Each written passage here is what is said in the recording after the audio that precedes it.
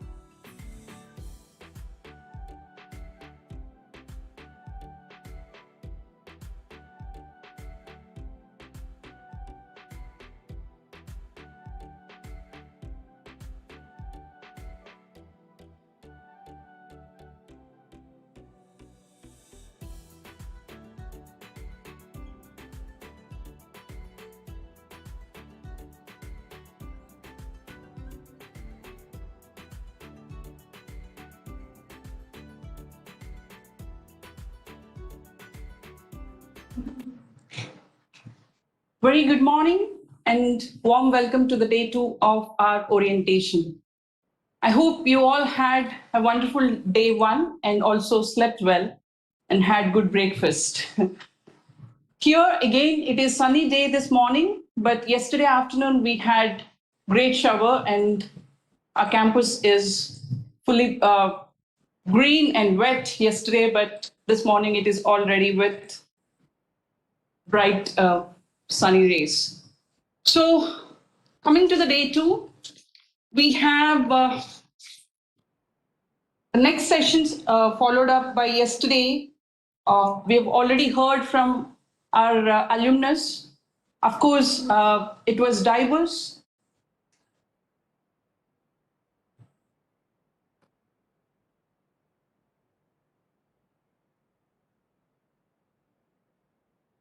Sorry for the interruption.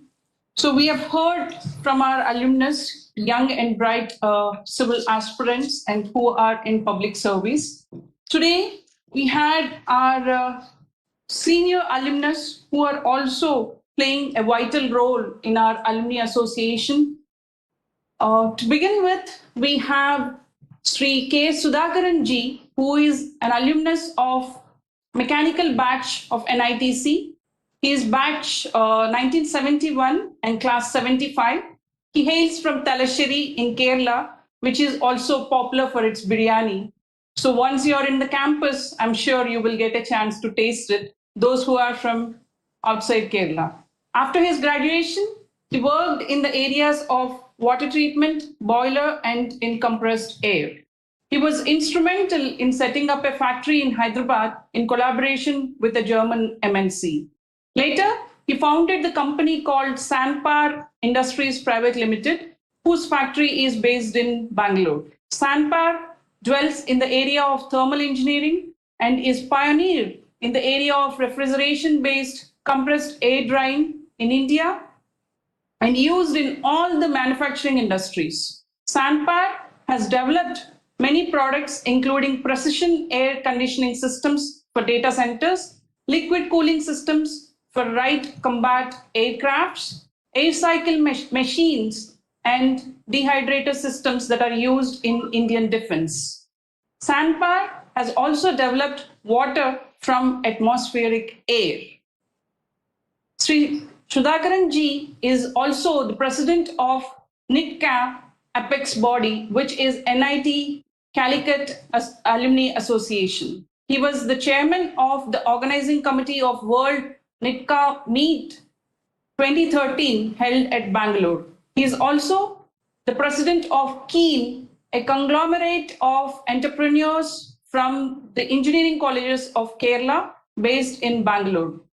Keen is also developing high-end ventilators used in ICU and has played vital role in the pandemic in combating the pandemic. He is also the past president of the Rotary Club of Bangalore East, and currently Sri Sudhakaran ji lives in Bangalore with his family. On this note, I would like to now take your attention to the recorded version of Sudhakaran ji's address.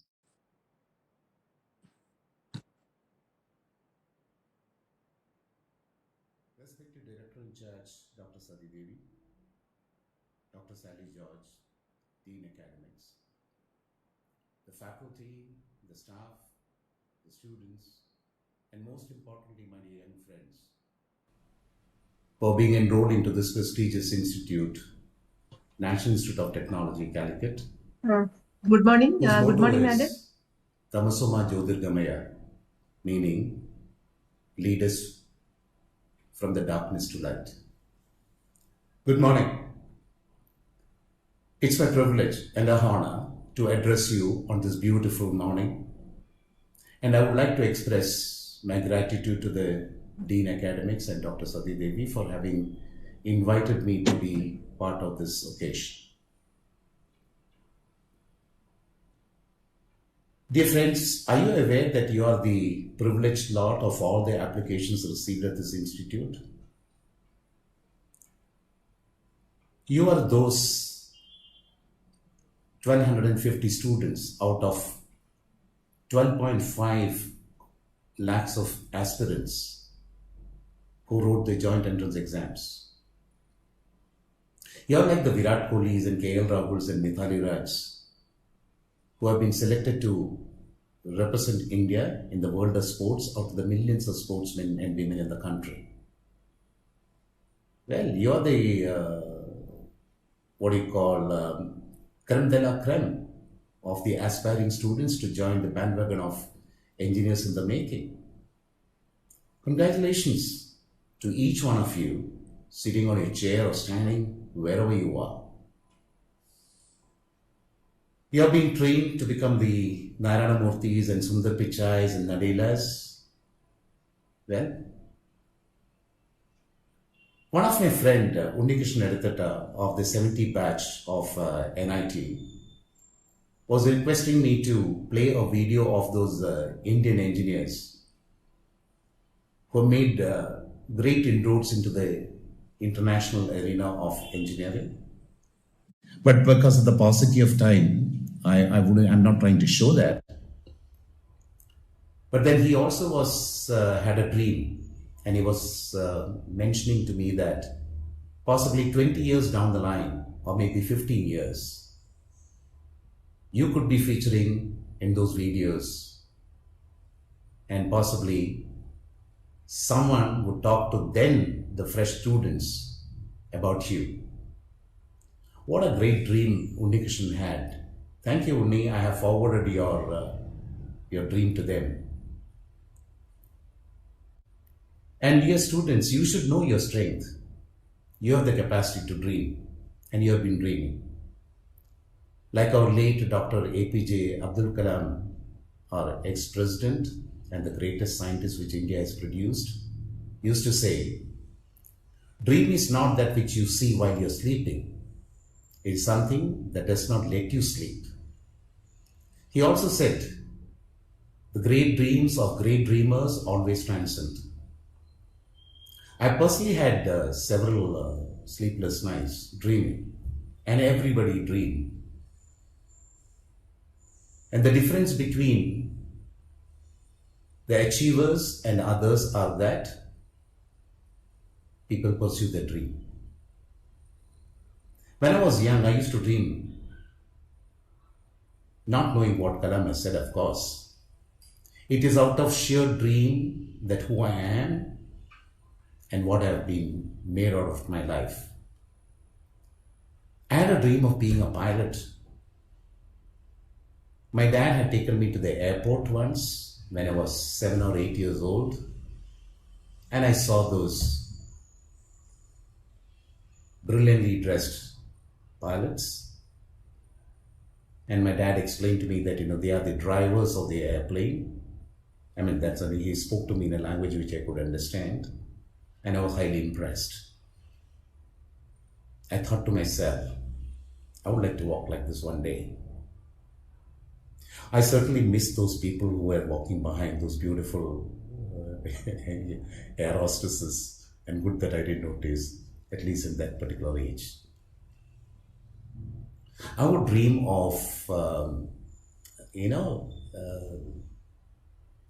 being a science student, and I would write my name, K.S. Sudhakaran, BSc, MSc, PhD, etc., and all that. And but good that I never wrote BA. And only later my sister corrected me that, you don't write BSc, MSc, PhD. And I never knew that, that once you have a PhD, you can add a doctor in front of your name as well. Well, that's the beginning of my dream. And later, obviously, way back in 1969 or so, when Neil Armstrong landed on the moon, then another dream came up, I wanted to become an astronaut. Nothing happened. But then I took a different course of life, and I certainly don't regret. It was a great, I was very fortunate to get admitted into an ITC, and NITC has played an important role in my being. It has molded me as a very meaningful engineer, good enough to contribute to the engineering fraternity across the globe. It has helped me to carve a niche for myself. NITC has helped me groom myself to be a confident young man.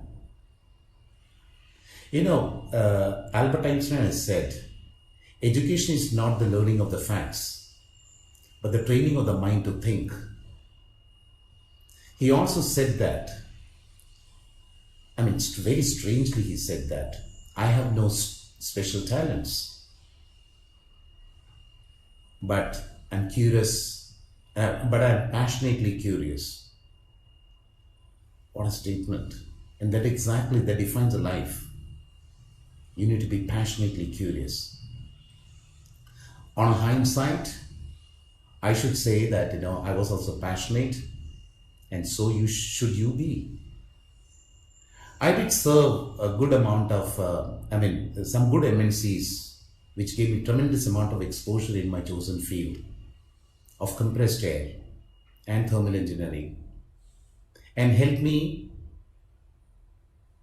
and coupled with my risk-taking attitude, I should say, I could become an entrepreneur and sustain the status for the last 26 years, which by any measure, they're not a mean achievement, considering the fact that India had faced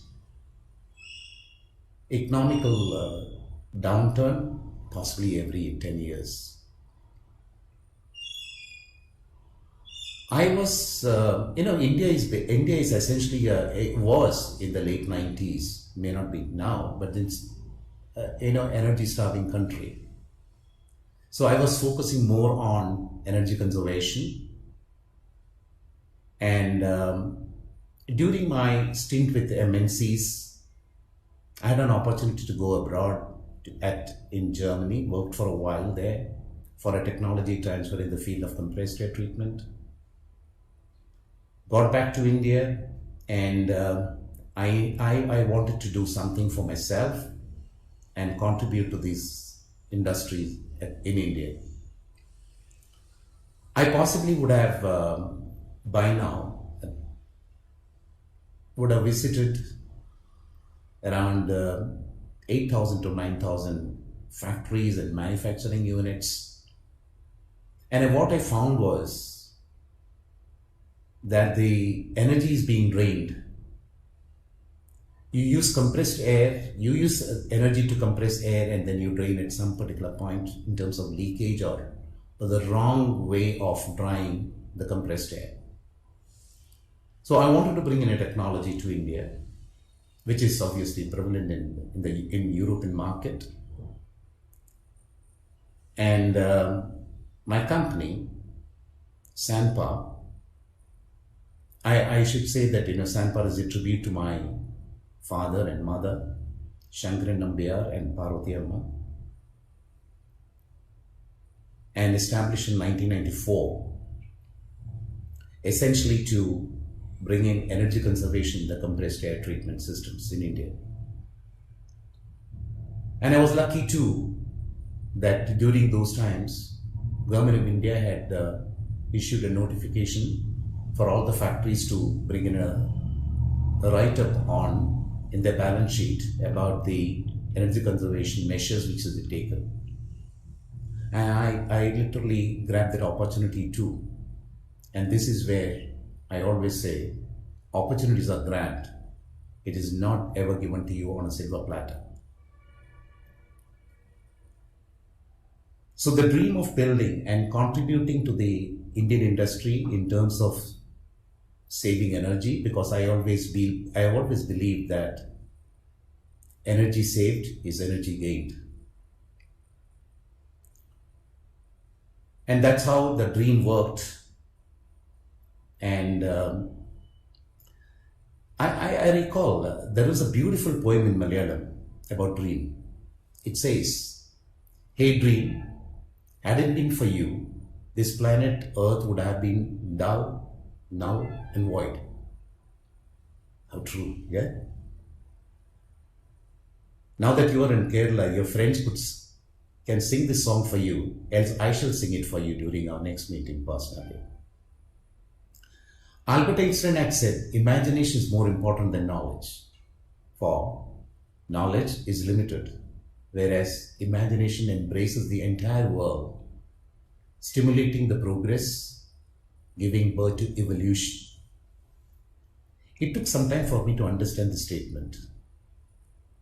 Knowledge is like glue that sticks information as well as learning together. When you have prior knowledge of a topic, we understand it better. It plays an important role in the student's life. If you don't have a related knowledge, you face difficulty in understanding the subject. Imagination is the ability to form a mental image of something that is not perceived through senses. Imagination is everything. It is well said that everything is created twice, first in the mind and then in the reality. We were talking about Narayanamurthis and Satyam Nadelas. It's good to make them our role models, examples. Dr. Albert Schweitzer, the Nobel laureate, had said, example is not the main thing in influencing others. I repeat, example is not the main thing in influencing others. It's the only thing. And believe me, I have had examples and I still have examples. My biggest example, biggest role model, whom I really follow, is Elon Musk of SpaceX and Tesla. I adore him. I like his confidence. I like the way he thinks. I also adore Sir Winston Churchill, though I don't agree with his views on India and Indians. He's been a great orator. And I also admire Dr. Shashi Tharoor, for his public speaking abilities. And I follow him. Mahatma Gandhi is said to have had guru in all his life. One of my childhood friend, Harindran and Vinod, both are currently the retired principals of high school. They did narrate me an incident in the life of Sir Winston Churchill. Winston Churchill was the Prime Minister of the United Kingdom, and as I was talking to, he's a great orator. And his speeches speeches during the World War II are some of the best inspiring speeches he possibly has ever made. After he retired, he was invited to speak to some students on the occasion, and he just said 4 words: never, never, never give up. Very, very, very significant statement. My dear friends, life has never been a bed of roses. It's never been and never would be. You must have realized it by now in your life of 17 years. Failures are inevitable in life. It teaches great lessons. It is said that it is not falling that matters. What matters is how fast you get up from when you fall. My dear friend, I have failed several times myself. I had in my personal life and in my professional life. Here again, imagination and the dreams helped. As an entrepreneur, I have faced enormous stresses and strains. You have no one to complain as you are accountable for your actions and decisions. And when you're accountable, you become even more responsible. Personally, I detest the word problem as it is a negative word. I replace this with the word situation. And solutions follows. When you say situation, solution invariably follows. I look at the word impossible in a different way. I look at impossible as I am possible. How about that? You develop certain habits of success. Now the habit formation is pretty interesting. You don't practice 10,000 items. You practice 10,000 times, time after time, inch by inch, like Al Pacino says. Right practice at the right time and with the right coach. And here is where I would say an example serves you as a North Pole. An important piece that I would like to share with you is that never compare yourself with others. You're unique, absolutely unique. Most often, we as human beings lament over what we don't have, overlooking the fact what we have. Isn't it? Yeah, I think I have done it quite a bit of time. And I've learned it. It's better to appreciate what we have. Believe in yourself. Believe in your capabilities. And that's the greatest belief you can ever have. End of the day, it's the belief system that guide our life. You have been working smart, putting your best efforts till date to reach here and get this admission card, which is a passport to your institute. It's the passport to your realms of knowledge. It's the passport to the realms of imagination. And you're the doorstep to evolve yourself to a fully developed personality. And I repeat, being a fully developed personality. What's important now and what you depend upon would be as to how would you sustain those diligence and commitments you have displayed to reach here. The place you have reached is not your destination. Actually, your game starts now. Destinations keep moving as you reach each milestones. Possibly a semester after semester, you would possibly shift your destinations. This could be the challenge you could face to sustain your consistent effort for the next 4 years. and put extra efforts as a destination is beyond their engineering degree. In 2025, you would be looking forward to serving the industry. As an entrepreneur of 26 years in mechanical engineering and in the realm of thermal engineering, I would like to add that there are a lot of excitement happening these days. I'm sure you've heard of Industry 4.0. The idea behind Industry 4.0 is to create a social network where machines can communicate with each other, called the Internet of Things, and with people, called the Internet of People. This way, machines can communicate with each other and with the manufacturers to create what we now call a hyper physical production system.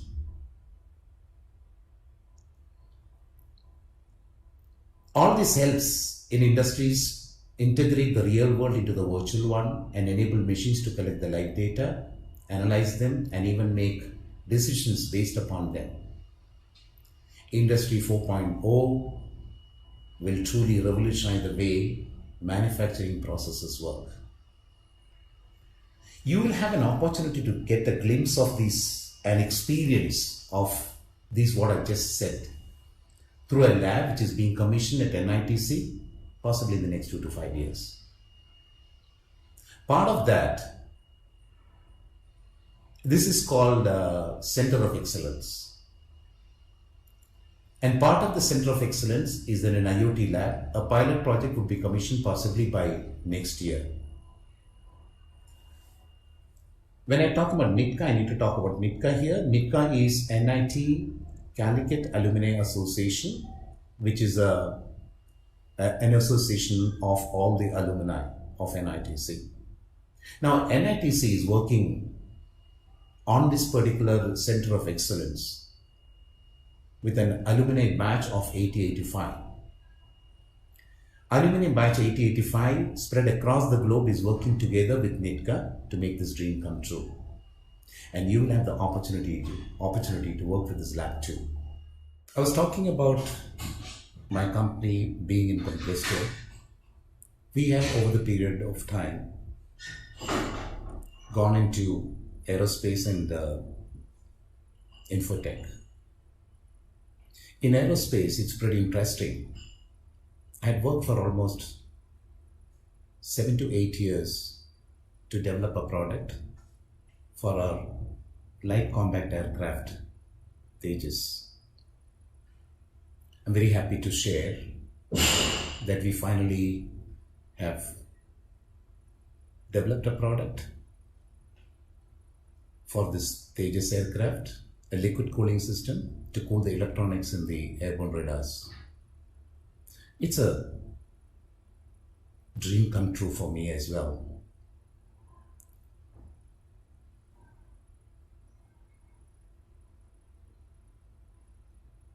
Dream, dream, dream, and that's precisely what I really wanted to tell you with that. You know, in NIT, you have so much more facilities available. Your NIT's hostels are home away from home. You have this opportunity now to rub your shoulders with equally smart guys like you, and your interactions are sure to benefit you in the long run. Let me give you a few highlights of the director's address during the recent convocation, when it was reported that almost 1,498 graduates and postgraduates and PhD scholars were awarded their respective degrees. You know, the great thing is that we can all be proud of is NITC was placed among the best 23 institutions in its category in the country. The architectural stream was among the best 3. NIT Calicut was ranked 8th in Atal ranking. 848 engineers were passed out during the engineering stream last year in 2019. 145 companies visited the campus for recruiting the young engineers to their organizations. 472 placements were offered offers were received. You have industry interactions, support and projects, and you have a technology incubation center. You have different kind of clubs like aero modeling club, photographic club, so many. All work and no play makes the jack a dull boy is a proverb. It makes a life very boring.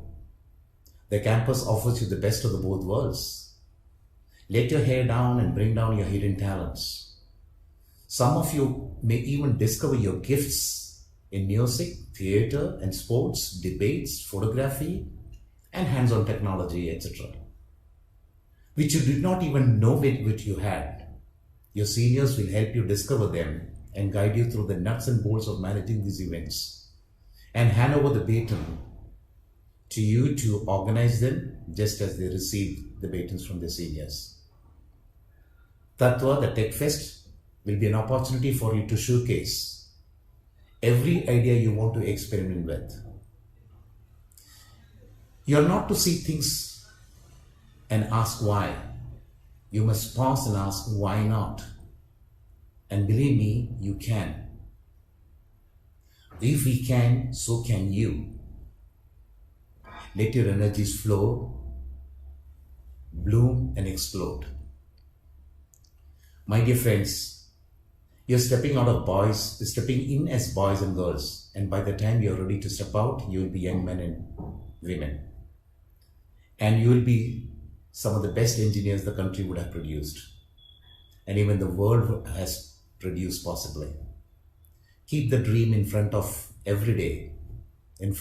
every day. Fasten your seat belts and fly. I shall meet you.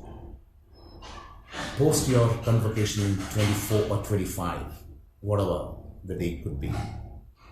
I would not be the president of NITCA then, but then I would be a past president, and I would request then president to have a gathering of yours, and I would be there to greet you, congratulate you, embrace you, and to welcome you to NITCA. Till then, take good care of yourself. Shabak Khair, Khuda Hafiz. Jai Hind.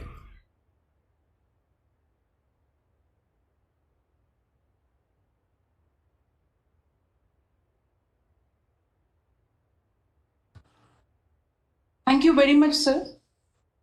Thank you for chasing your dreams and also for your words on inspiring us to chase the dreams and the young aspirants who are again full of dreams.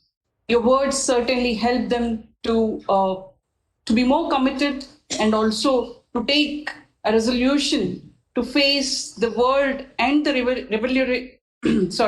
revolution that they are yet to experience in terms of Internet of Things and Internet of People.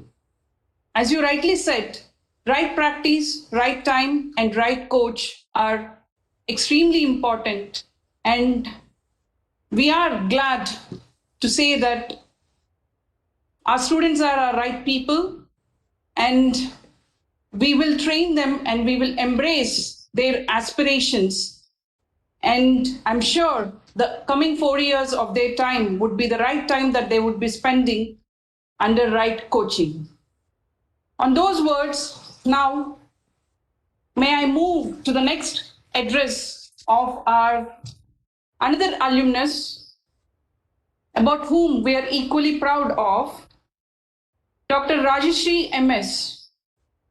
She is currently Vice Chancellor of APJ Abdul Kalam Technological University, Kerala, and she has graduated from the Department of Computer Science and Engineering, NIT Calicut. Before joining KTU, that is Abdul Kalam Technological University, she was the principal at Government Engineering College, Barton Hill. She is also a professor in computer science and engineering and has served in government engineering colleges under the Technical Education Department, Government of Kerala, for the past 26 years as lecturer, assistant professor, professor, and principal. Before joining Government Engineering College, Baton Hill, she was the director of Indian Institute of Information Technology Management, IITMK.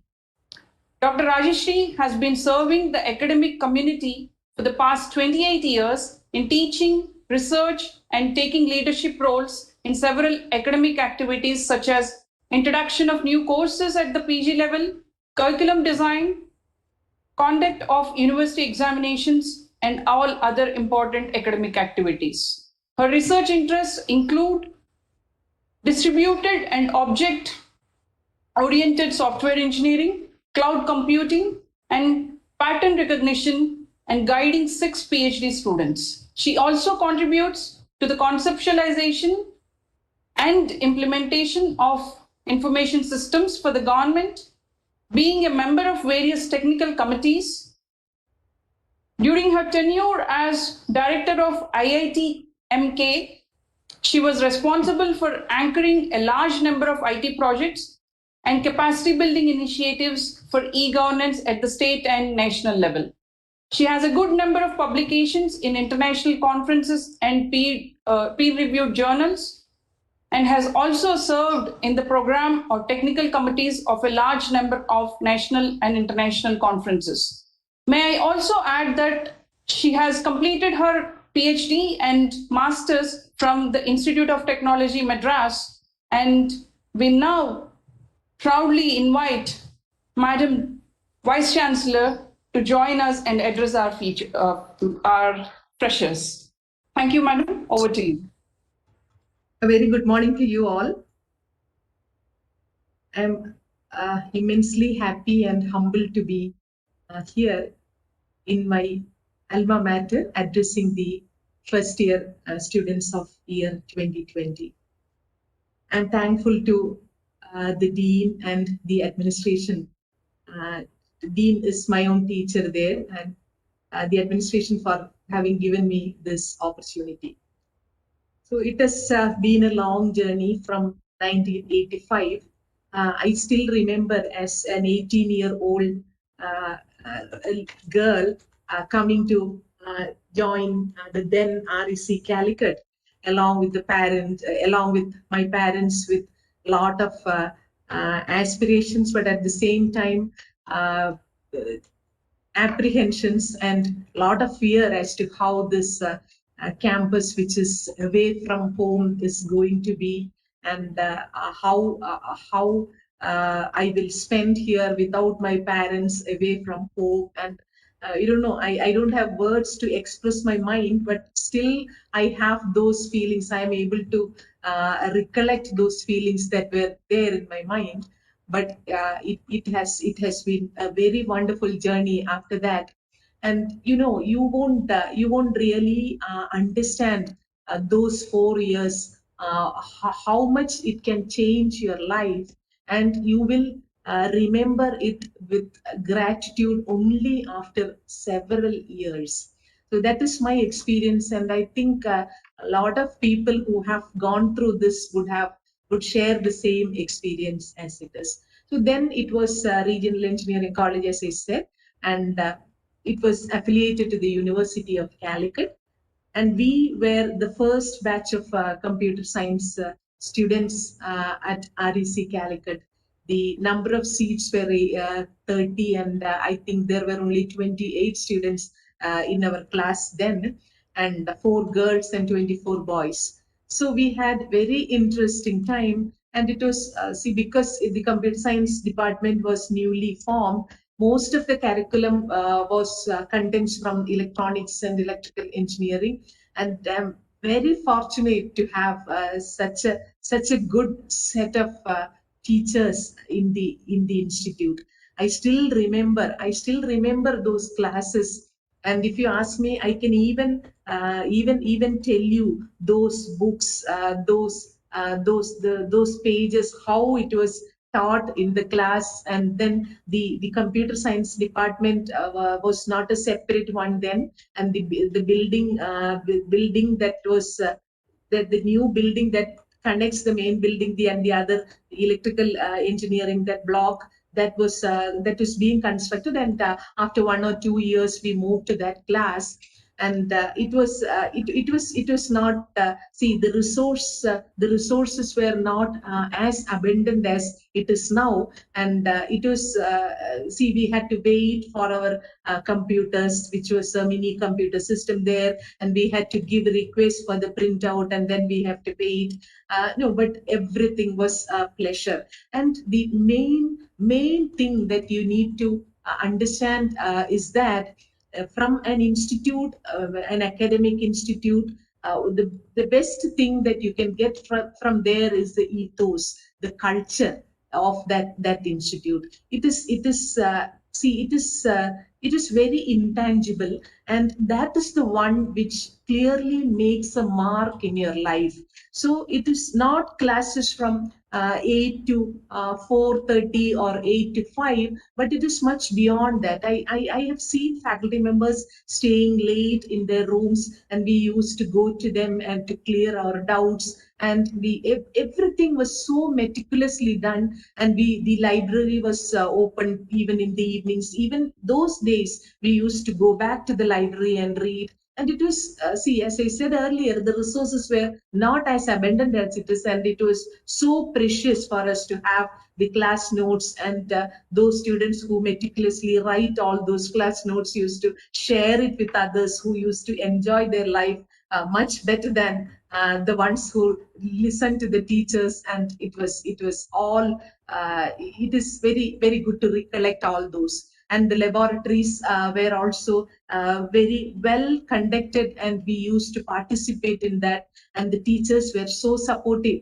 And that, so though the resources and the infrastructure that is available to you would have been enhanced manyfold, but your connection with the department, the faculty members, that is what is more important when you come to the campus. You are young children, and you will be coming with a lot of thoughts as to how it is going to be. Some of you would have gotten the branches that you were your first choice. Some of you may not have, but you should understand that, see, it is the clarity with which we approach things, and it is our getting used to or getting adjusted to where we are, and then being mindful in that situations and how we are able to develop ourselves. That is very important. And you know, the world has changed very much, and the disciplinarity between among various knowledge areas is being managed, and it is, engineers are supposed to be problem solvers. So you need to have knowledge in several fields, and it is not good to confine yourself to one subject that you are learning, because the problem that you are solving will be those problems which will really change the life of people. That is what engineers are supposed to do. And I bet you that there is no other profession which gives you this opportunity to really address the needs of people with the scientific knowledge and innovative thinking which has no boundaries. So you have chosen such a profession, and let me congratulate you, first of all, for having secured admission to this profession, and as well as to this institute, NIT Calicut, which is a very prestigious institution. You would have seen that the rankings, every year it improves, and it is from the conscious effort from the leadership team, and also every individual person in the campus who contributes to its growth. It is not only the leadership, but it is each and every faculty member, the support staff, even the people who clean the hostels in which you are in. They are also part of your journey in the campus, and everyone should be acknowledged for the work they are doing, the service that they are providing. And coming to students, see, how do we judge the quality of an institute? It is by means of the students, the community, the academic community there, the faculty contributions and faculty expertise is an important aspect, but how the students contribute to the system. See, when you leave the institute after 4 years, what is it that you're giving back to the institute? See, it is the culture that you have built in there, you have brought in there. It is how you have been able to enhance the visibility of the institute to with your contributions, be it in academic, be it in co-curricular activities, be it in extracurricular activities, be it in addressing a problem that is faced by the society. Now that the world is very, very much interconnected, there are no boundaries to which you can contribute, and how you are able to do it. That is what measures your contribution to the institute, and that will pay off in a long run, how well you are able to add your name to the history of the institute. So when I studied there during 85 89, and I also worked for a small stint as a guest lecturer in the computer science and engineering department. That was a short duration, but that I was there then also.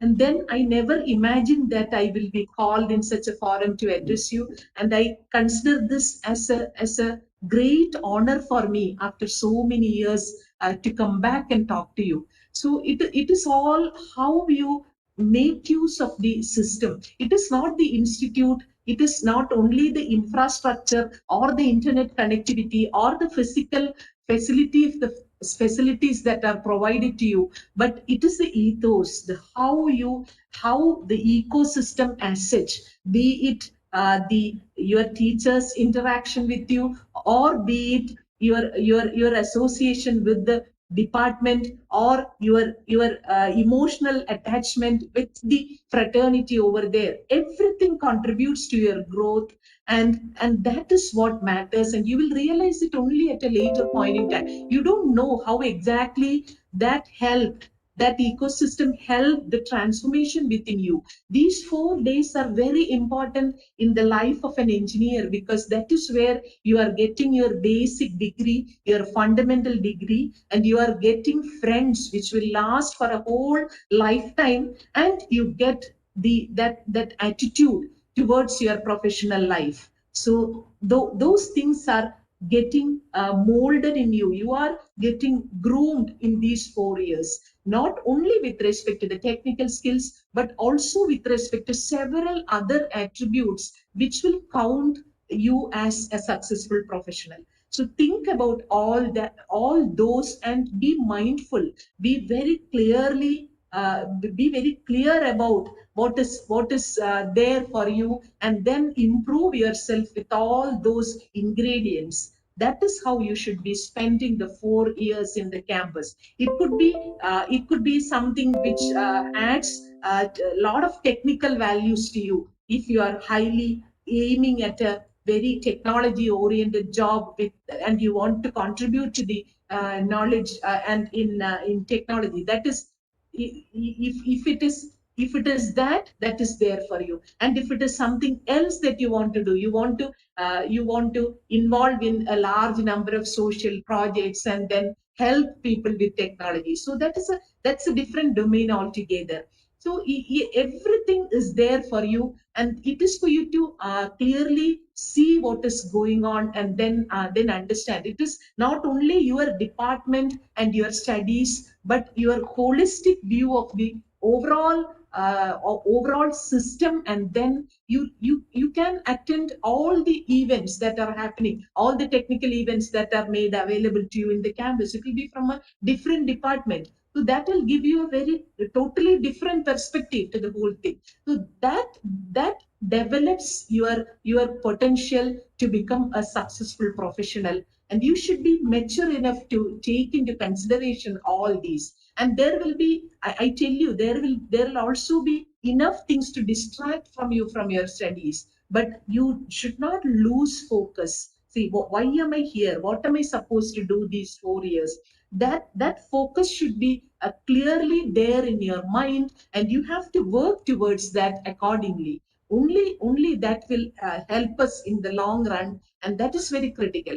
And you are getting friends for your lifetime from the campus, who will be helping you professionally later in your career, who will be emotionally helping you at times of need. So everything comes from these 4 years of your life, and that is very important. So it is not only your studies, that is what I mean. So I later I had been to IIT Madras for my MTech and PhD, and it was a very different experience for me. Then you observe what happens to people in various other departments, what are the activities that are going on there, and how the institution differs from where you studied earlier. Or I had worked in several other engineering colleges also. Then you go to IIT and figure out what is the difference in the fundamental system, and then what is the change, what is the change that you can bring in the systems that you are in, seeing such good models to emulate. So all these are very, very important, and you will get these kind of inputs only you are mindful and you're open to all these good things around you. That is one important thing that I want to tell you, and that is how you should be grooming yourself. So you are developing yourself, and also in the whole process you are contributing to the institution also. Now because we are in the that now we are in the knowledge economy, and it is the knowledge that is very important in creating wealth. So if it is our region, how we can help the region to create more jobs, then there are avenues for you. Now we talk about entrepreneurship development initiatives, and I know NIT Calicut also, you have good institutional frameworks, mechanisms. If you want to build a company, or you want to work on an idea, you have all the support system in the campus. You have the opportunity there, but you have to be very clear as to this is what I should be doing. And if you want to go for higher studies abroad, then how you should be developing yourself. It is not only a simple thing that you can do as a resume, but it is much more than that, because there are large number of opportunities like online courses for you, online materials for you to acquire knowledge, and this can happen parallelly with your prescribed curriculum, the courses that you have to do as part of your regular academic work.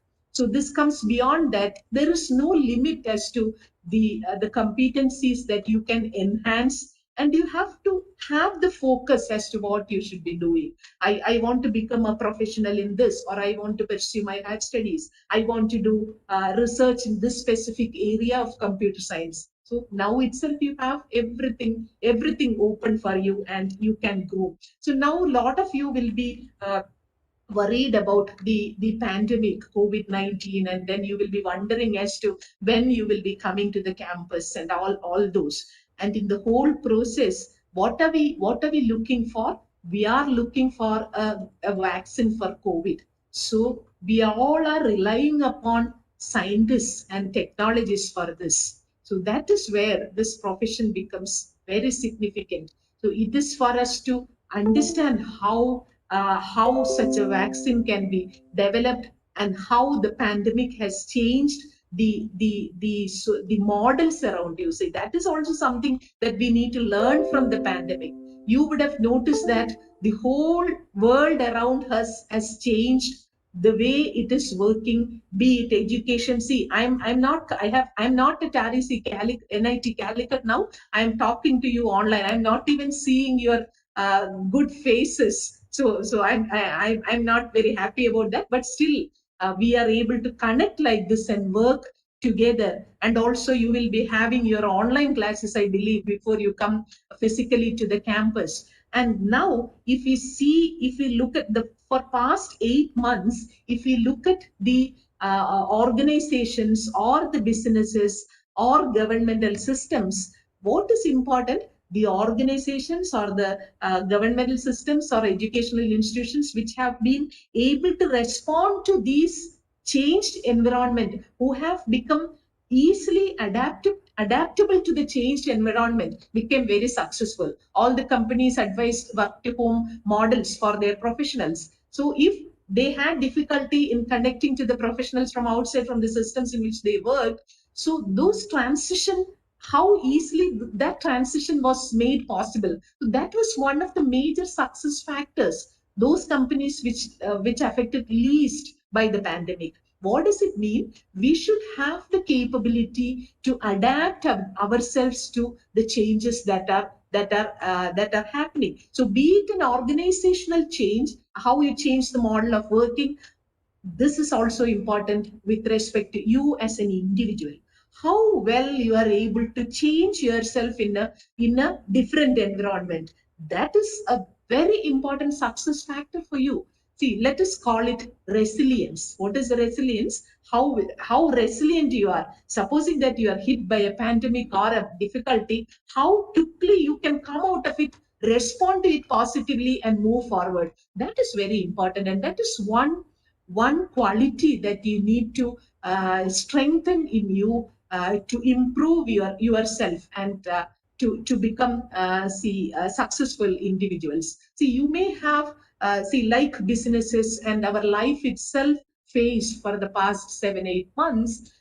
In personal life also, such difficulties that can come, and how well we are able to take this difficulty and then come out of it and act successfully. That is how you should be resilient, and this should be developed in you, be it in your studies, or if you have any hardship in your life or any hardship in your workplace or businesses, you should be able to adjust yourself to this and then respond positively and move forward. So be mindful and resilient. So these are two qualities that you can you must be having. Most of you must be having these, but you have to improve those qualities to come out of a successful professional. And you are not working alone. You know, a team of people work on projects in any engineering project, any big project you see, it is a teamwork where a lot of people come in, and then the solutions are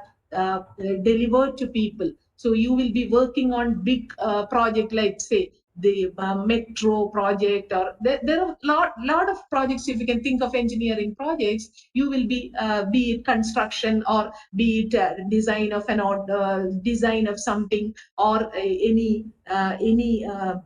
electronic product design. You'll always be working with a team of people. So that culture has to come in, how you are able to work in a team and contribute productively to the team. So all these attributes are groomed in you in these 4 years, and you should be very open to these kind of inputs. You should always work with people, and you should be able to work on interdisciplinary teams. And now you see, coming to the campus itself, you will see that people are coming from different cultures, different states, with different family backgrounds, different languages, and different viewpoints about life, with different political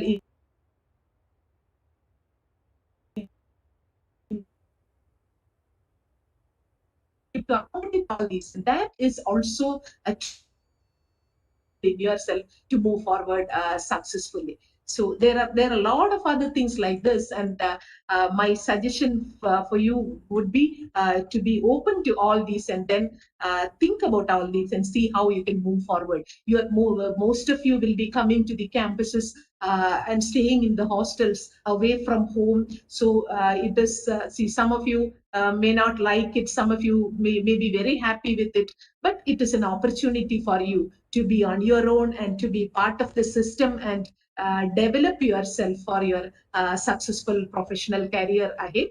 And as I said earlier, you have large number of opportunities for you, and it is for you to of mind. You have to have the clarity of mind to understand what is, if it is a, if that is very important for an engineer to solve a problem. And you have to clearly understand what the problem is. Only then it can be solved successfully. So that the clarity of mind is very important, and you have to have that always in mind. You should not be confused as to see, I have, as a teacher, I have seen large number of students they will be in the first year, they will be focusing on something. Then in the second year, they'll come and say, oh, this is not what I want to do. I don't want to do this. I want to do for business studies after this, and I'll be concentrating on that. So they'll be preparing for that for a few months. Then again, they'll come back and say, oh, this is not I want to do. I'll join a job. Then, so see, the semesters will go move very fast. And then if you keep on changing your mind because your friend said so, so yeah, this is one period, a phase in your life where you give a lot of value to what your friends say, probably more than what your teachers and what your parents say. But you be very clear about it, what you want to do. You have to have that clarity in you to move forward. And you know that the world is very changing very fast, and so do the job of an engineer. Earlier, the profession was very different in the sense that people used to work with machines, and engineers mainly dealt with machines, and they used to give data to the machines to operate the machine and all. But if you see now, it has that has changed, which means that it is mostly information driven. So information takes a front seat, and then information is the one which drives machine, and the things which are possible to be changed by machine has totally been taken by machines. You would be familiar with the artificial intelligence and machine learning techniques that are making a lot of changes in the way engineering is moving forward as a profession. So in this, what is more critical, we need to be very specific, and we need to be very clear about what machines are not capable of doing, and how innovatively an engineer can solve a problem. That is very important. For you to be innovative, for you to be an innovative problem solver, you have to be very clear about the subjects you are learning, and there is no compromise on the fundamental subjects. So anything can come, new technologies can come, they'll come and go. So for 4 or 5 years, some technology will be there, and then all those technologies where engineers had to make solutions will become a set of tools for everyone to work on, and then it loses its significance. See, most of these technologies will be easily available for you to plug and play. See, now we see that a lot of data science experts are required, machine intelligence experts are required, but it's not, it's going to be a very small window of time, So what is fundamental is your capability to build your fundamentals and be relevant always. That is important. Now we are only 18 years, another 4 years, 22 years, you will be joining a big company as an engineer, and then your career starts there. And 5 years, you see that 60% of the things you have learned from the campus has become obsolete, and it's not much of use to you. So that is the way it progresses. And what is it that you need to do? You need to be a lifelong learner. That means only if you can learn new things and contribute to the organization in your working. See, this is independent of any profession you take. It is independent of every profession you practice. If you are a teacher, you have to learn new things. Only then you can engage your students in an effective way, because every day knowledge advances in new areas. I don't have to tell you. You will respect only those teachers who can give you much more than what is there, what is available in the whole information available to you. So that is very important. So you have to be a lifelong learner. So it is learning is very important. So there are two aspects, teaching and learning. And that learning part is very significant now, and education is mostly becoming learner centric now. And it is not the education from your campuses, or it's not the education from what you learn in a formal system, but what is given to you afterwards in your job from the advances. So please develop that capability within the 4 years when you're in the campus itself. You try to be a learner. Only then you can perform in your work, independent of what work you are doing. And you have to be a lifelong learner, because you should position yourself such that even at the age of 75 years, 80 years, people come to you for advice, technical advice. How can you do that? Only if you are a lifelong learner and contributing to increase the knowledge of others and increasing the designs and solutions that the world is expecting. I think I have given plenty of advice to you from my role as a teacher mainly, and I wish you all success. And I hope that you will the 2020 batch of BTech students who are joining the program will make a clear mark. You are joining in a time which is very challenging, where you are not even able to come to your physical classes, but you should take this challenge as an opportunity. If we look back, we can see that we have advanced 5 to 8 years technologically because of this pandemic, being able to get connected and being able to give our contributions to society even without physical mobility, by using the connectivity and ubiquitous computing platforms and systems that are available. And that itself is an opportunity for you to think about new ways how the world is going to be. And you are young children who are to define the world for yourself and for others. I wish good luck. I once again thank all my respected teachers who have given this opportunity to me to speak to you young children on this day, because without them I would not have been here. All those values that have been given in us in our early days of 18 to 22 years, those were the great values from where we started our professional life, and it really paid us off. Uh, I would like to place on record my gratitude to all the faculty members, my teachers who had been with us, and all the other people who have been there with us in our formative years of our career at REC Calicut.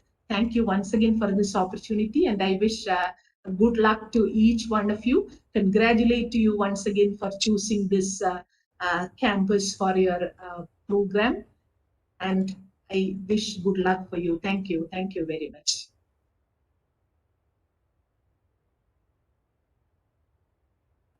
Thank you very much. Thank you very much, ma'am.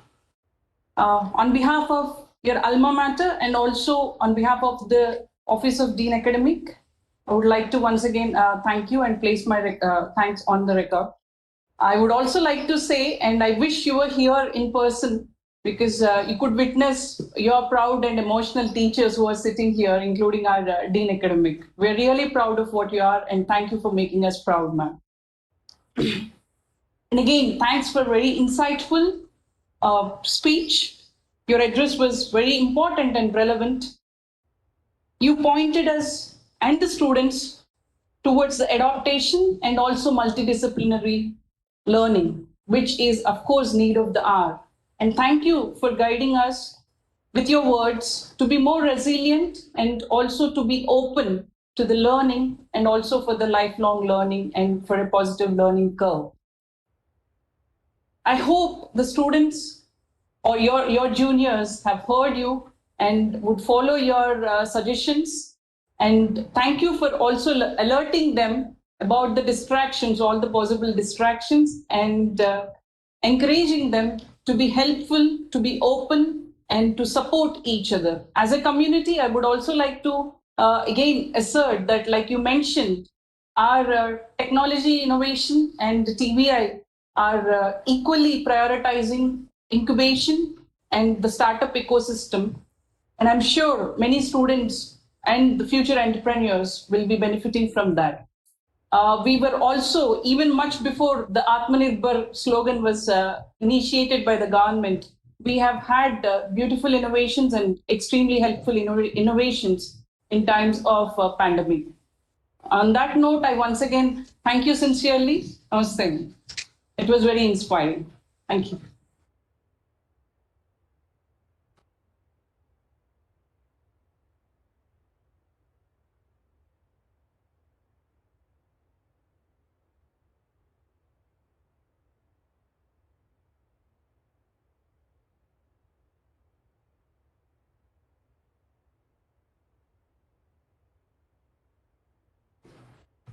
Dear students and participants,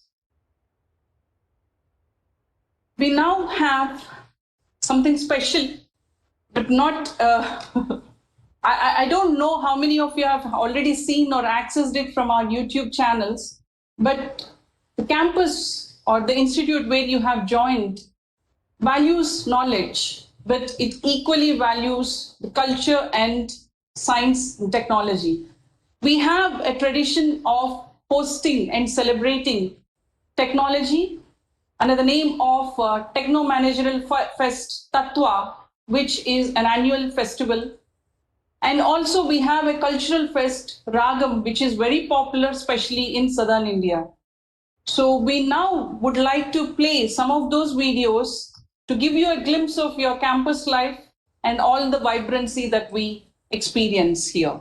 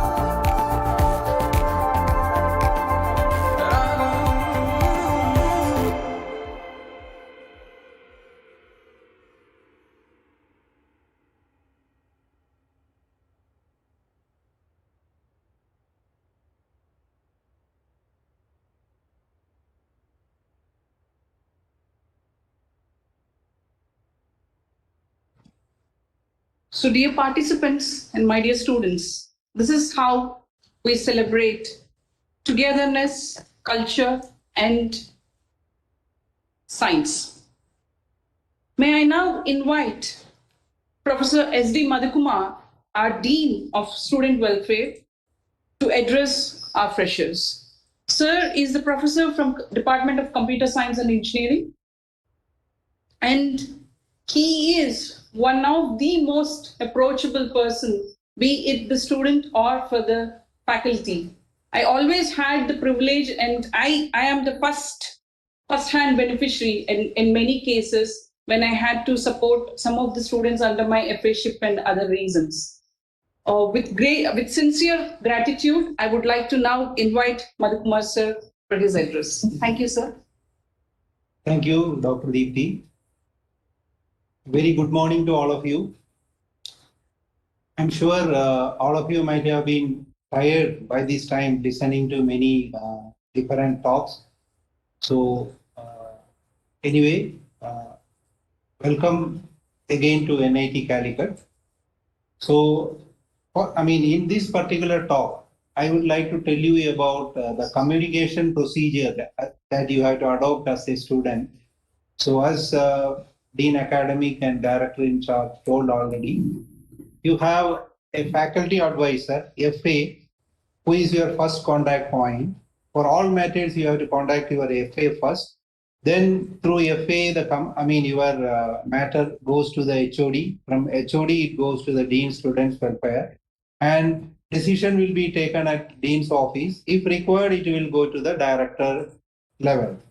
So no student or none of you need to contact the director for any of your matters directly. So this is actually the communication channel that is followed in NIT Calicut. And what I am going to tell you about is regarding the campus. NIT Calicut campus has got a lot of facilities which will help you in your overall personality development. So without wasting time, let us go to a small presentation which gives you some details regarding the different technical and non-technical clubs in the campus, as well as our sports facilities. So we'll start the presentation now.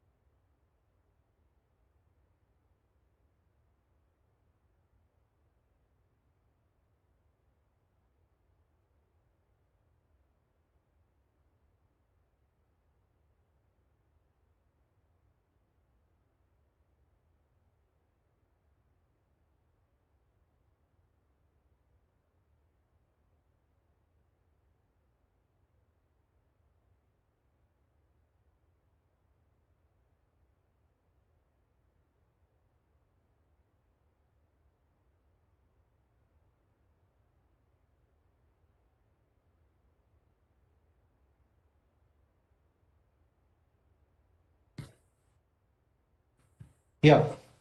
So this is regarding the life at NIT Calicut campus. So as all of us are aware, this semester is going to be online. So here there are some things which you are going to miss. So there are wonderful professors like me in the campus whom you will be missing in this semester. A physical interaction. And of course, the opportunity to enjoy the classes with your classmates in NITC classrooms. You have to wait for one more semester probably. And you can see our professors, riding in the campus on the cycles.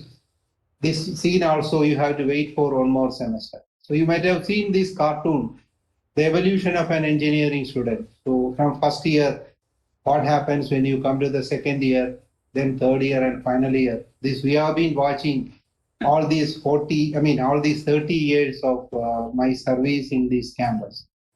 So that was on a lighter side. So coming to the campus facilities, So NIT Calicut has a very good central computer center, which is working from morning 7 a.m. to 12 midnight on all days. And we have a central library, which is functioning from Monday to Saturday. And we have a digital library where you have access to almost all leading journals. So you can see the picture of our library reading room. This is our central computer center, and this is the main entrance to our library. And the whole campus, especially the academic area of the campus, is Wi-Fi connected through high-speed internet connection. So some of the supporting facilities in the campus. So we have a campus bus service from the hostels to the departments and back to the hostels. From the, you can travel from the hostels to the department as well as from the departments to the hostel rooms using the campus bus service, which is free. And we have a bank, post office, and there is a cooperative store inside the campus. And there are reprographic facilities like photocopying center, laundry services, and there is a mini canteen, and there is a main canteen. These are some of the facilities which are available in the campus. So the name of our bank is SBI NIT Calicut branch, and I think by this time you might have already known about the IFS, or you might have noted the IFSC code and the MICR code of SBI NITC branch. For all practical or financial transactions, we will be using this particular branch of SBI. And coming to the academic content, as already many of our colleagues have told, NIT Calicut has world-class faculty. Most of them are having PhDs from IITs and IASC and NITs. And there are recently many faculty members who have joined who have PhD from foreign universities also. So even though this NIT Calicut campus is located in Kerala, so there is a speciality that none of the bandhs or hartals which are happening in the Kerala state never affects our academics. Irrespective of the hartals and bandhs which are happening in the state, our academic schedule goes without any interruption. So there is a campus health center. We have a medical facility which is having 24 hours medical service. There are 2 resident medical officers, and there is an ambulance service, and this is actually the number for the ambulance service. And we have a referral facility which is free of cost treatment at a medical college called KMCT Medical College, which is just 2 kilometers away from the NITC campus. And the Calicut Medical College is just 12 kilometers away from the campus. So what you are seeing on the right side are this is our health center and some of the facilities in our NITC health center. So apart from this, there are some upcoming facilities. There is a research center called CIFAR, strengthening the instrumentation facility for advanced research, which is being set up. And we have a high performance computing center, which is being set up at a cost of 4.35 crores. And a nuclear magnetic resonance spectrometer is being purchased. And we have a vector network analyzer of 0.75 crores. These are the recent additions in the NITC campus. And a center for artificial intelligence and IoT is soon going to be set up in the in the campus. So this is a very important information. All the students of NIT Calicut are covered by a student's insurance scheme. So every student can get up to rupees 1 lakh for any hospitalization expenses. Towards any hospitalization expenses, you have a coverage of rupees 1 lakh. And there is a coverage for the parents also. And these are the details of that. So all these details regarding the medical insurance are available at our NITC website. So I request all of you to go through the website to get full details of the agreement with the insurance agency regarding the medical support. So apart from this, NIT provides financial support for presenting papers in international conferences. So for MSc, MBA, MCA and BTech students, the registration fees for the conference or seminars which are conducted in India will be supported by the institute. So the condition is that the paper that you are publishing should be coming either in an SCI or Scopus Index journals. And if you require travel support, that will be to certain, for eligible students, the travel support can be arranged from PTA, Parent Teachers Association. And we have a patent cell. The Institute Patent Cell provides financial support for patent filing. So now SGC, Students Guidance Cell, is a very important unit in the campus, which provides counseling services to the students based on their needs. So SGC, some of the details of its SGC I am going to tell now.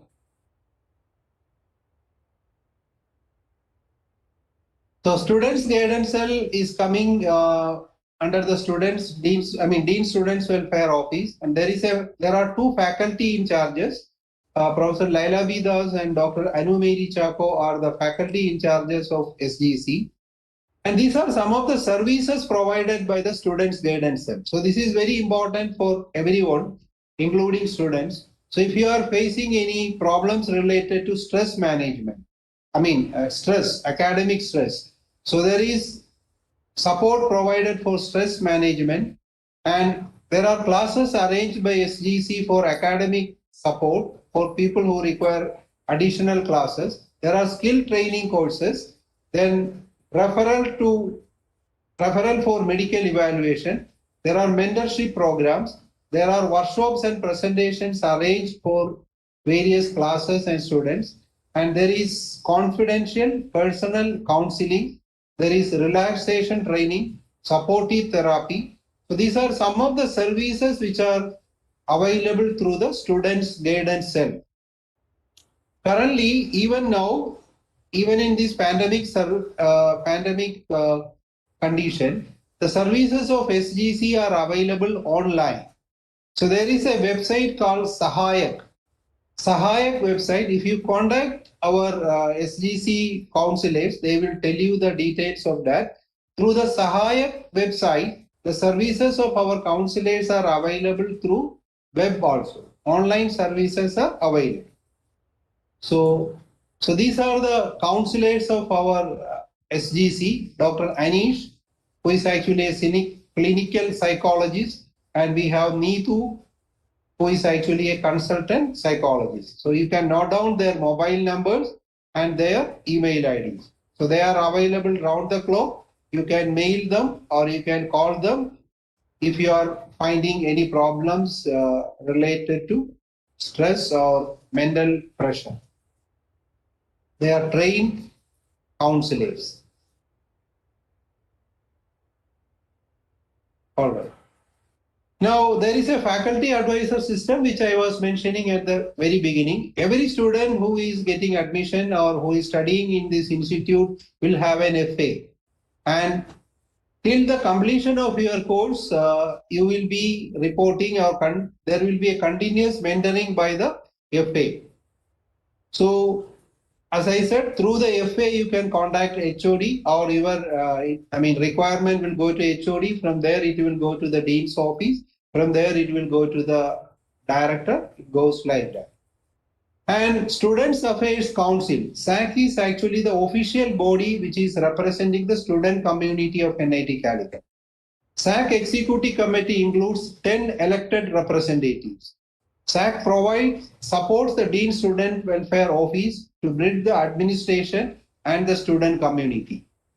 So recently, during last week, online election for SAC Executive Committee has been conducted. It was conducted on 7th December 2020. So these are the new office bearers of SAC. So today afternoon, they are going to talk to you. So the new General Secretary is Ashish Toby. He is a final year S7 Mechanical. And the other posts are, you have Academic Affairs Secretary Research Affairs Secretary, Hostel Affairs Secretary, Sports Secretary, Cultural Affairs Secretary, Science and Technology Affairs Secretary, Alumni Affairs Secretary, Joint Secretary, and there is a Chief Student Editor. So there are 10 positions in the Student Affairs Council. They are elected by the student community. So these are the office bearers of SAC 2020-2021. So Ashish Toby will be addressing you along with all the SAC members today afternoon. So there are, as I have said, there are many technical and non-technical clubs are functioning in the campus. So each one of you will be the office bearers of some of these clubs.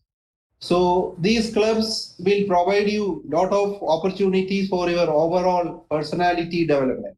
Some of the technical clubs are Team Unwired, then we have Robotics Club, and we have IEEE Students Chapter, IST Student Chapter, we have NASA for architecture students, we have a very good Aero Modeling Club. Apart from these, every department has got a department association. And there is a well-known or a club called L&D, Literary and Debating Club, which organizes or coordinates all the literary and debating activities in the campus. We have a Dance and Dramatic Club. We have Indian Cultural Association. We have IPF, Industrial Planning Forum. We have Club Mathematica. We have Nature Club. We have recently a Code Chef campus chapter initiated by the computer science, electrical and electronics students. And we have an AI club, artificial intelligence club. We have a human value group. We have Ek Bharat, Shrestha Bharat club, EBSP, which is coming under the MHRD or Government of India scheme of Ek Bharat, Shrestha Bharat. We have a vibrant NSS cell. We have an NCC unit. We have Unnat Bharat Abhayan unit in NIT Calicut. And all of you might have heard about Ragam, which is actually one of the leading cultural festivals in South India. And Tattwa, the Tech Fest of NIT Calicut, again, which is well known all over the country. People come and participate in this Tech Fest. And we have career guidance sessions. So the importance of Ragam, Tattwa, etc. is that all the planning, organizing, executing, everything is done by the students' community or by the students themselves. So what you see here is actually a picture from the last Ragam 2020, which was held during January 2020. So now I will take you to some snapshots, some activities which had happened or which have been happening in the campus. So we have a very vibrant campus. We know that you are going to miss the campus during this semester, but this will give you an idea regarding what all have been happening in this particular campus. So NIT Calicut is giving a lot of importance for our women or our female students. So recently we have organized a self-defense training program for women, Shield, and it was organized by the girl students themselves, and they were given training and they got certificates for successfully completing that. And we have celebrated International Women's Day. This is actually a picture from International Women's Day celebration. So yeah, this is again another picture. You can see our senior faculty members as well as young students participating in the Women's Day, International Women's Day celebration. It was celebrated well in the campus. And we have a women cricket team. So recently we have constituted a sports club and we have a college women cricket team. So these are some of the photos from the women cricket tournament which was organized in the campus during the last academic year. And we have the Fit India Movement Program of Government of India. We have a Fit India cell functioning in the campus. So when the Fit India program was announced, we have organized a walkathon program. So these are some of the photos or snapshots of that particular program. You can see the last first year students participating in the walkathon. So the Fit India, in the current year also we have celebrated the Fit India program. So many faculty members, many of our students have participated in the Fit India Freedom program and many got certificates. So this is on T-shirt that the Fit India Club have designed as part of the Fit India program. So this is a snapshot of the walkathon, the yoga exercise, which held as part of the walkathon session last year. And again, another picture of the yoga, International Yoga Day. We celebrated yoga with a yoga week. And as part of the Ek Bharat Shrestha Bharat program, we have a tie-up with NIT Hamirpur. NIT Calicut is paired with NIT Hamirpur. So NIT Hamirpur students visited Calicut. So this is actually a photo of the interaction of NIT Hamirpur students with our former director and registrar.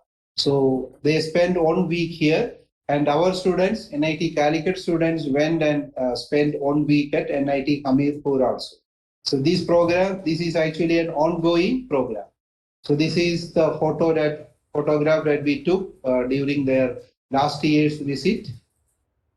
So in this pandemic situation, last semester we are organizing a series of online webinars with NIT Hamirpur. So we had a quiz an online quiz on Kerala and Himachal Pradesh, and we had a talk on the journey through the socio-cultural landscape of Kerala and Himachal Pradesh. These are two webinars which we conducted recently. And along with the NSS cell and Fit India cell of NIT Calicut, we had an event recently, which we named as My Tree for the years to come. So this is the poster of that particular event. So we have the newly joined faculty members have planted trees in front of every department as part of this particular movement. Or on October 2nd, we have planted a tree in front of every department by the newly joined faculty members. So as part of the national education policy, we have a webinar series. This is actually the poster of the second webinar, jointly organized by the Unnat Bharat Abhayan Cell and the NSS unit of NIT Calicut. So these are two vibrant clubs which are functioning in the campus. So they are organizing a series of webinars on national educational policy. So this is the second webinar. So as I have said at the beginning, we have started an AI club recently. This was inaugurated by Dr. Aditya Bhushan, and this is actually the poster. This AI club has got more than 250 members now. So this is functioning very well. So you can also join the AI club. So this is actually a panel discussion which the CSEA, Computer Science and Engineering Association, has organized.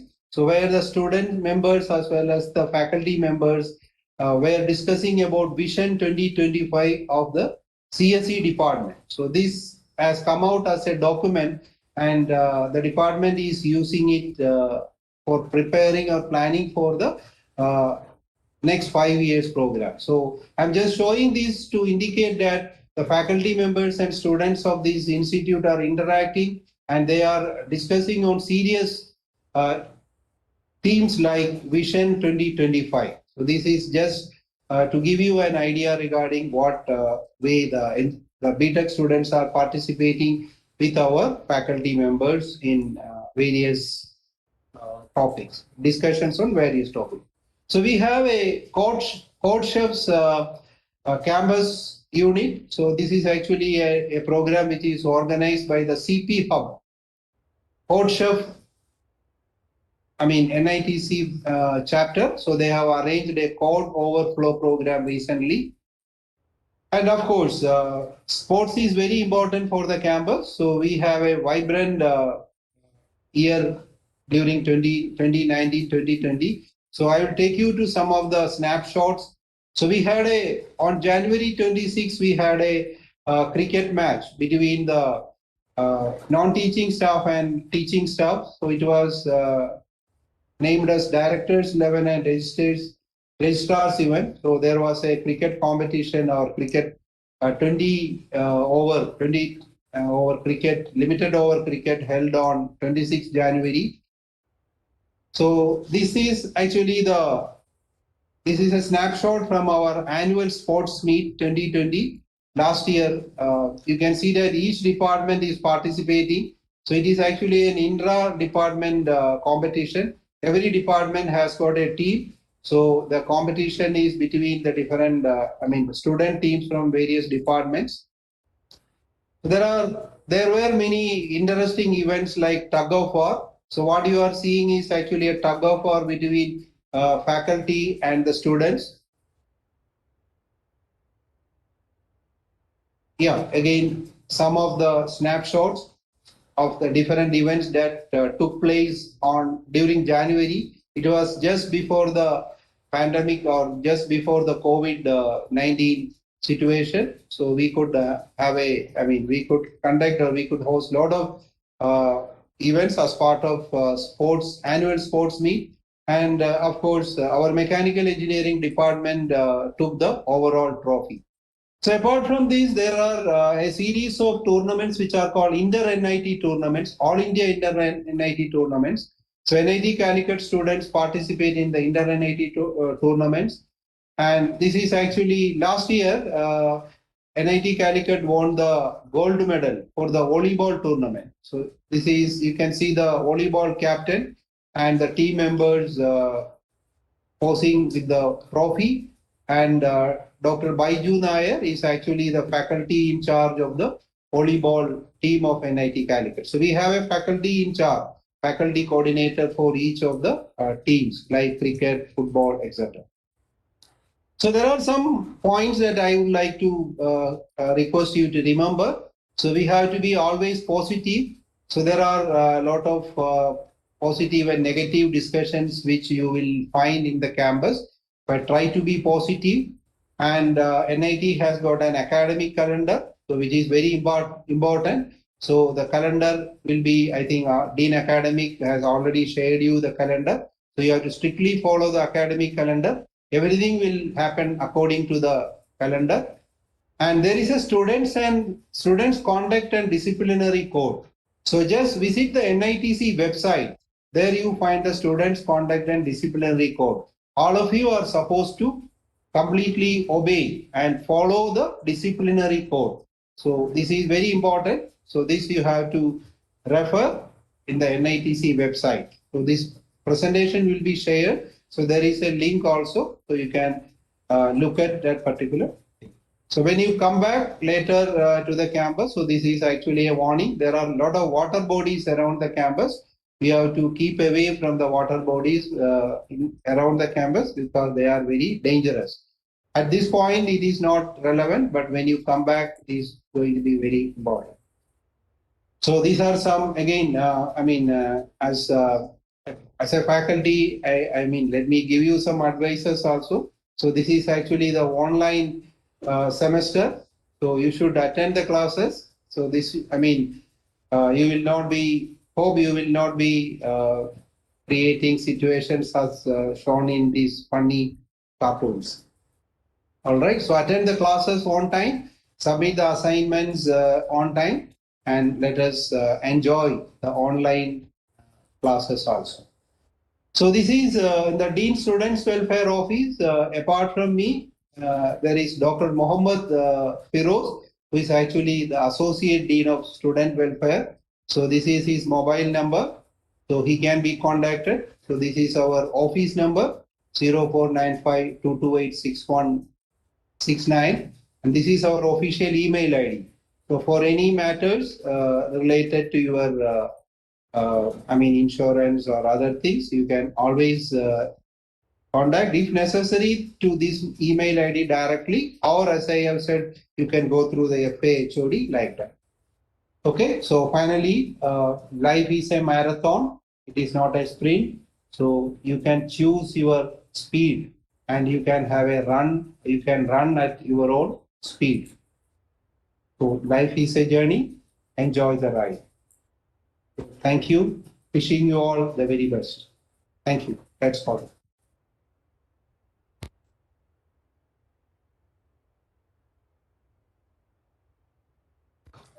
Thank you very much, sir. That is indeed informative, and also thanks for keeping it light at some places. I hope our students are not as mischievous as they are often projected outside the campus or in other memes and cartoons. May I now invite our Chief Warden, Dr. Santiago, sir. But before that, we will just play a short video so that it connects you to the previous presentation. Tattwa is what we are going to watch in few minutes.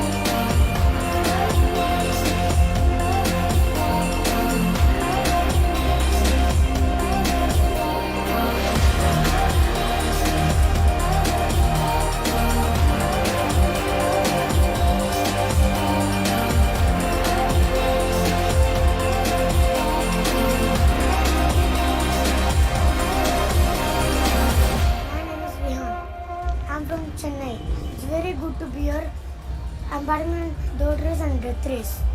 Tattwa was fun.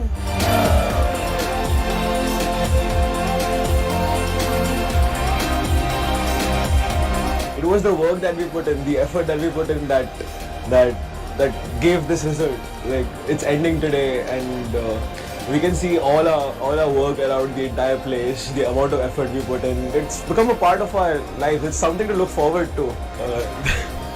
The amount of feelings that each one of us carries for this event in particular is you cannot quantify it. You just have to put all of you into it. It's us. It's our heart and soul in there.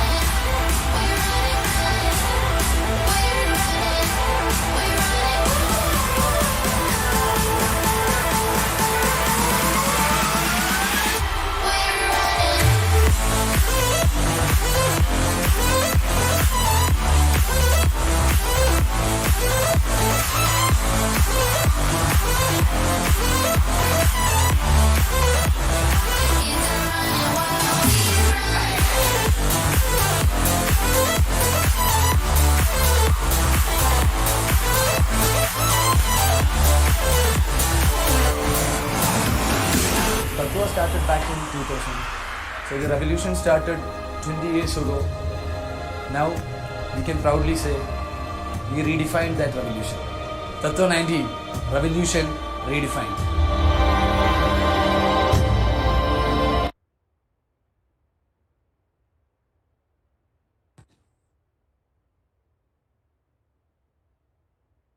Good morning, everyone. My dear students and parents. And at the outset, I would like to tell you that we all miss you very hardly from the hostel side. And this is Dr. Sandhyagu. I'm the chief warden presently, taking control of the entire hostel activities of NIT Calicut. And we are a team of around 24 wardens, including ladies hostel wardens and hostel manager and several more than close to, you can say, close to 200 hostel staff who are there to take care of students' day-to-day needs and any kind of care. And actually, the vibrant environment is missing entirely in the hostel due to this pandemic period. And I think whatever I show you or explain you about the hostel facilities, rules and regulations, and the care you should take care when you stay here, that please you keep remember yourself so that when you come back, there may not be any other orientation, because staying in hostels and take care of the mess bills, everything is very important. So please do be attentive and take care of all those things and remind that, and that will be useful when you return back to the campus, to hostels.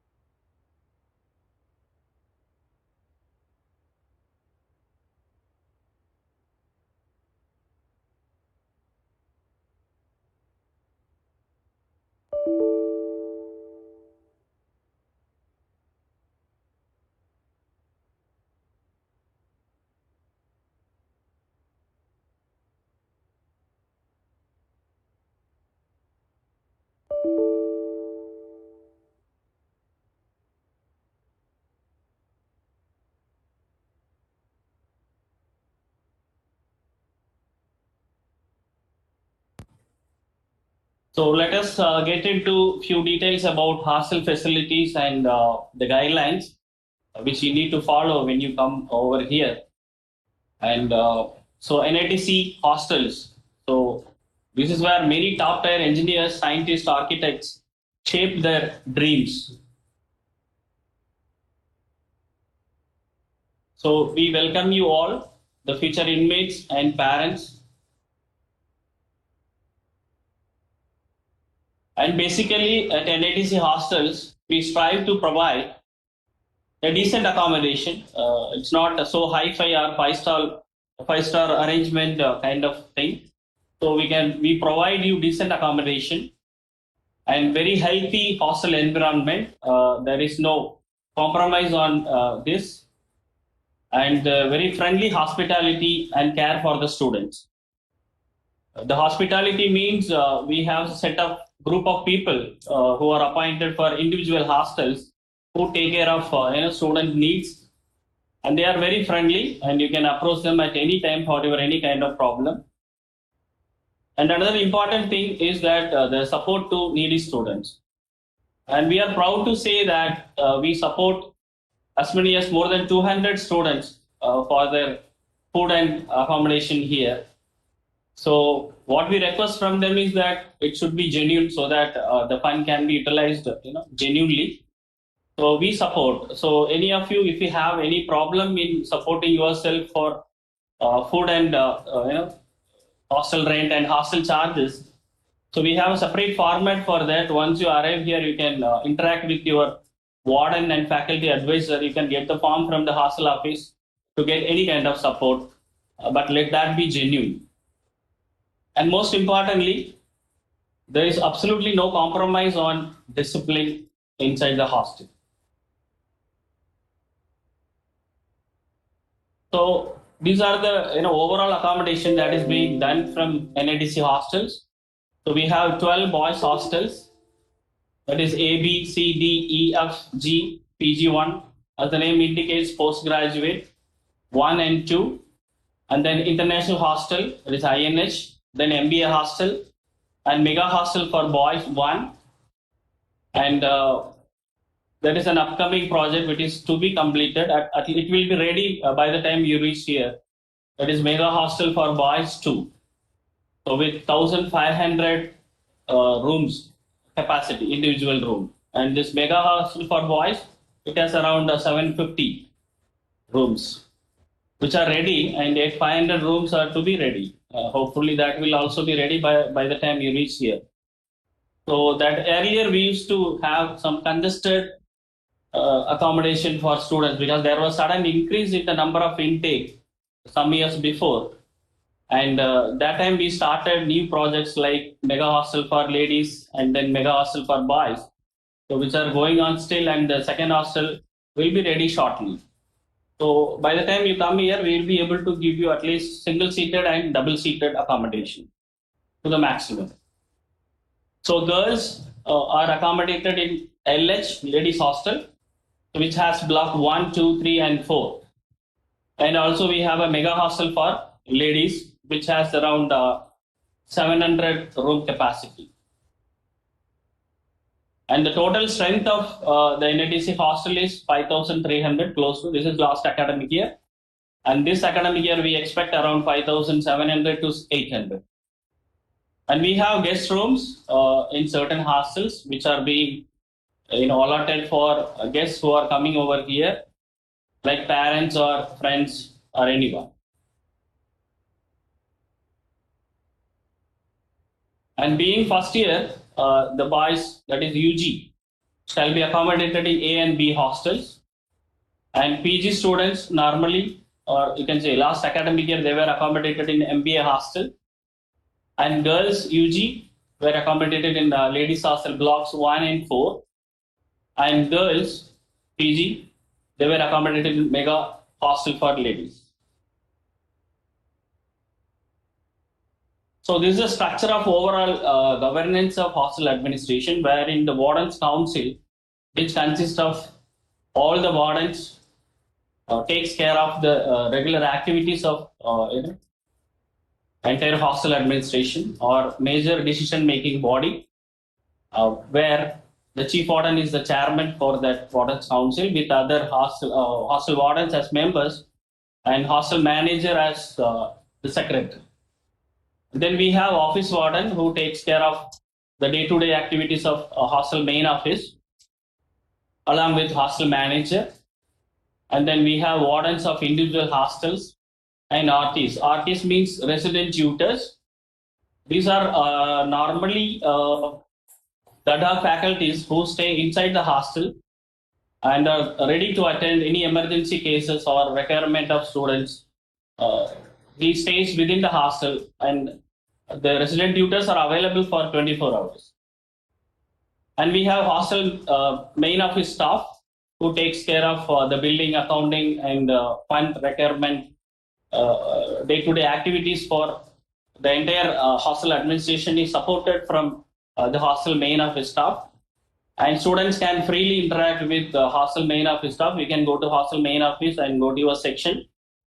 So each and every admission will have a section. Say for example, 19 admission will have a section, 18 admission, and similarly 20 and 21 also will have a different section, wherein you can go and see your hostel charges and mess bill, everything, get cleared of any kind of doubt arising at any time.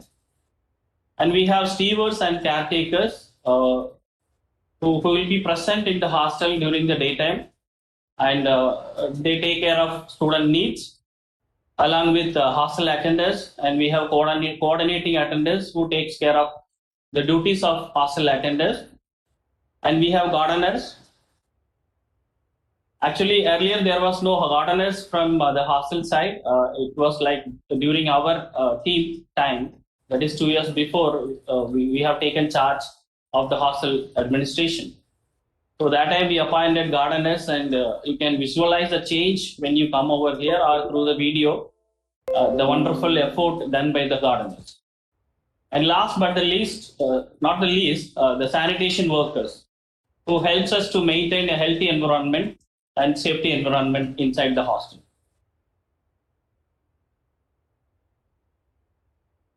This is briefly the rooms and rent. We have single occupancy and double occupancy and triple occupancy also. And last year we had 4-bedded rooms also for the first years because of this transition in room accommodation. And we assure you that this time it will not be there. That much congestion will not be there because the Mega Boys hostel will be ready shortly.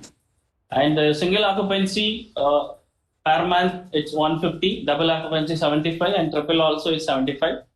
And MBA hostel which has attached bathroom, it attracts a bit little high rent, that is 175 per month, and half of that for double.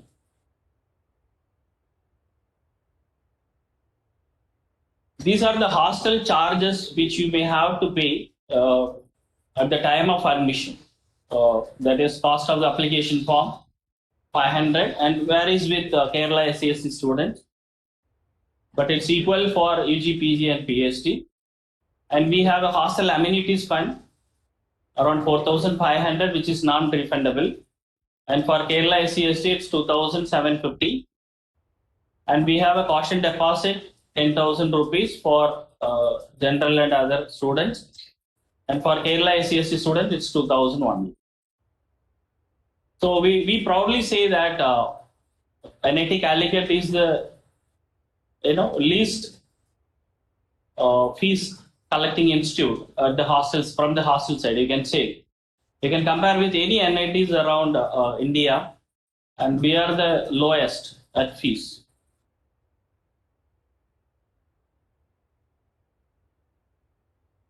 And whatever I showed in the last slide, that was at the time of admission. And this one is monthly charges, like establishment charges, amenities, welfare, water charges, fan and utility charges, and students' aid fees, NSS fund. NSS fund is normally given to the NSS unit. And then common room charges. Common room charges includes the common room facilities as well as the newspapers and cable charges, cable TV charges, everything, and sanitary charges and electricity charges. So around 1,100 to 200 per month comes as hostel charges, other than mess fee.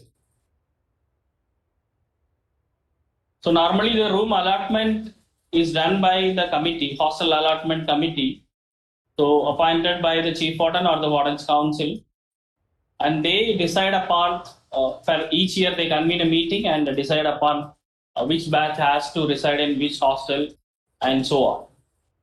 So once the allotment is done, that should be final, and that will be final, and mutual exchange of room within the hostel or with other hostel is not permitted very strictly, and unauthorized exchange of rooms will lead to disciplinary action.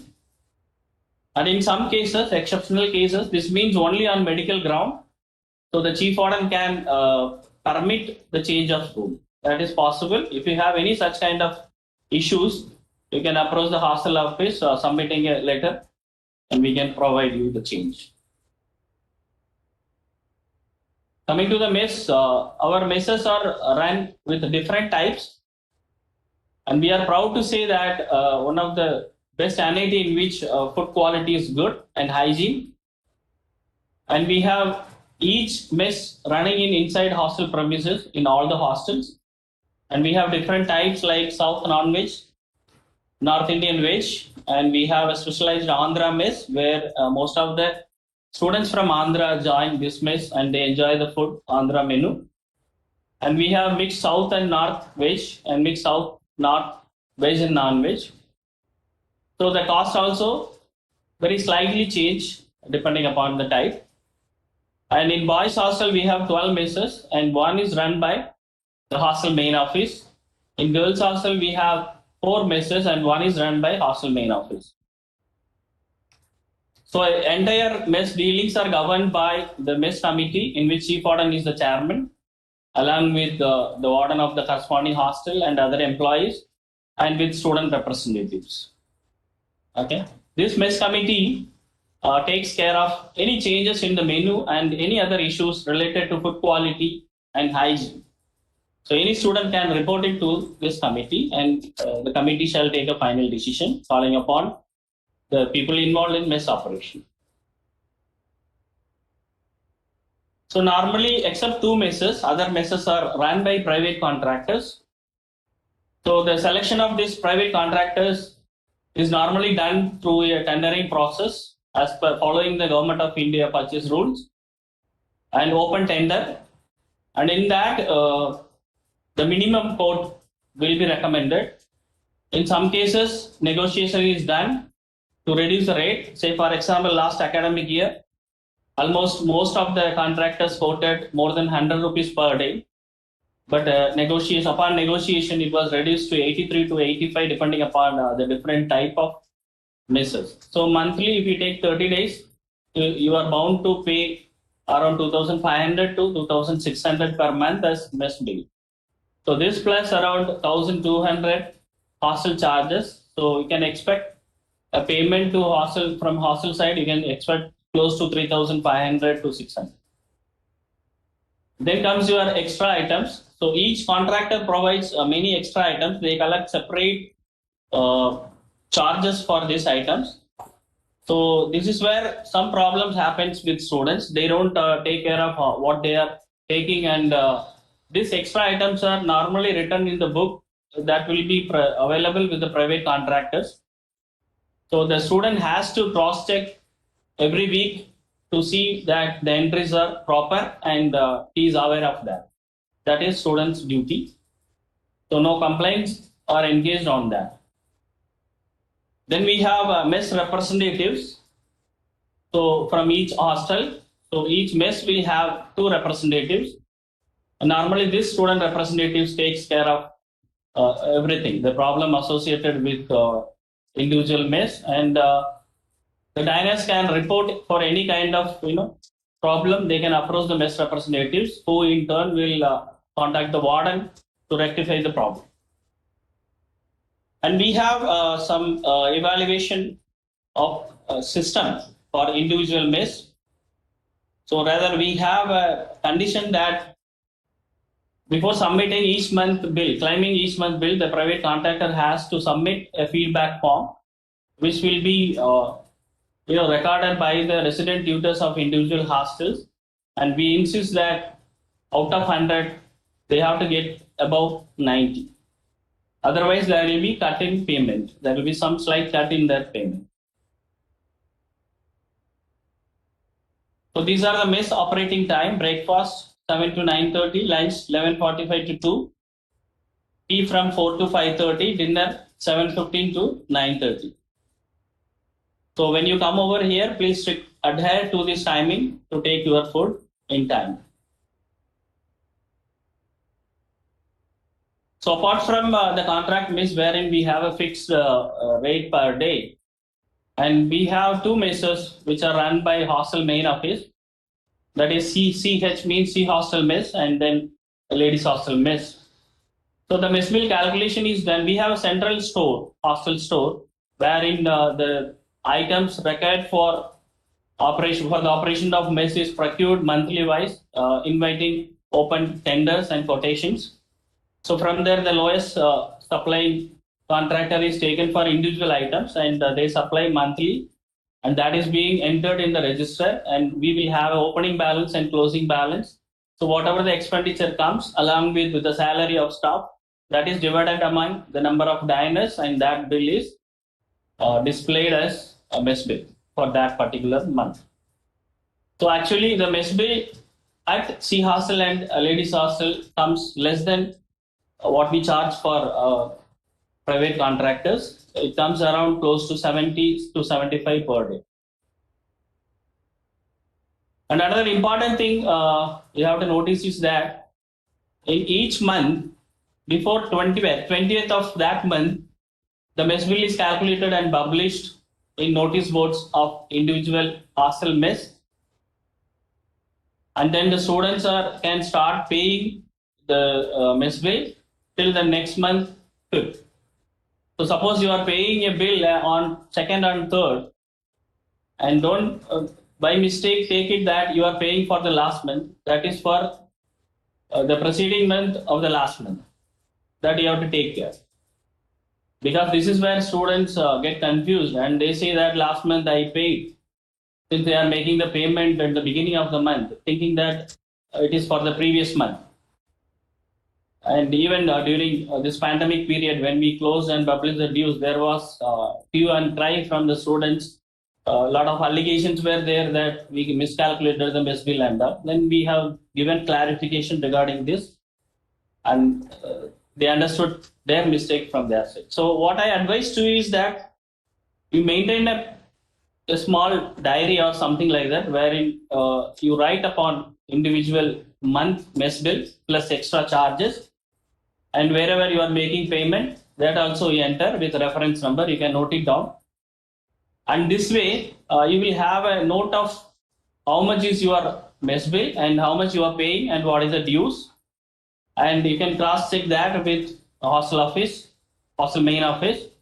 So normally, apart from doing it through DSS, so we have a ledger in which individual names are written in each page of the register, and individual entry for mess bill and payments are made against individual students. So there is very less chance that any mistake to happen, because that is done through online as well as through the ledger. So you are supposed to take mess card before 5th of every month. After paying the mess bill, you are supposed to take mess card. So why we issue mess card is that student can change the mess from one hostel to hostel. They are free to change. First year it may not be possible because first year you have to take at A or B mess, which we maintain with good contractors. Don't worry about it. The food will be good. And even if you have problem, you can let us know. We'll rectify it. So mess card has to be taken in time. That you have to remember that. And the NITC mess is compulsory. So we don't allow anyone to order food from outside. And during last year, students were due to students' request, we permitted them to bring some of the parcels from outside and to take in their room, but with proper disposal. And it was accepted and permitted with the condition that proper disposal should be done. If any violation is found, that will be reverted. With that condition, we permitted the parcel foods from outside. And any kind of grievances related to mess should be reported to the mess representative, and who in turn will contact the warden, and then mess committee will convene the meeting at that particular hostel, calling the mess contractor or people involved in mess operation, and we'll rectify it immediately. So take care of your track of extra charges. And mess cut, we normally permit mess cut for weekends. So close to 8 days per month a student can avail mess cut. But that request has to be submitted in time to the respective hostel office.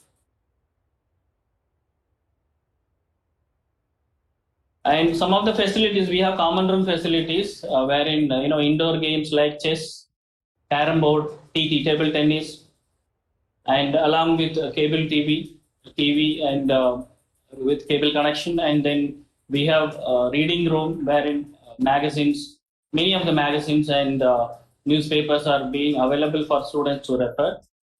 And we have made several play courts, almost one badminton court at individual hostels, and we have basketball and volleyball court within the hostel premises that I'll show you later. And we have laundry run by 2-3 contractors, and they normally, for first years, they normally come and collect from first year hostels. Other students, they directly go to the laundry and submit and get it done within some days. And we have rules governing these laundry services also. Rates are fixed as well as days are fixed. That is the time period taken to complete a particular work is also prefixed. So there won't be any delay in getting any kind of service from laundry. and we have beauty parlors, especially at LH we have. And we have stitching centers at LH as well as ladies hostel as well as boys hostel side. And we have mini canteen which normally operates till 1 midnight.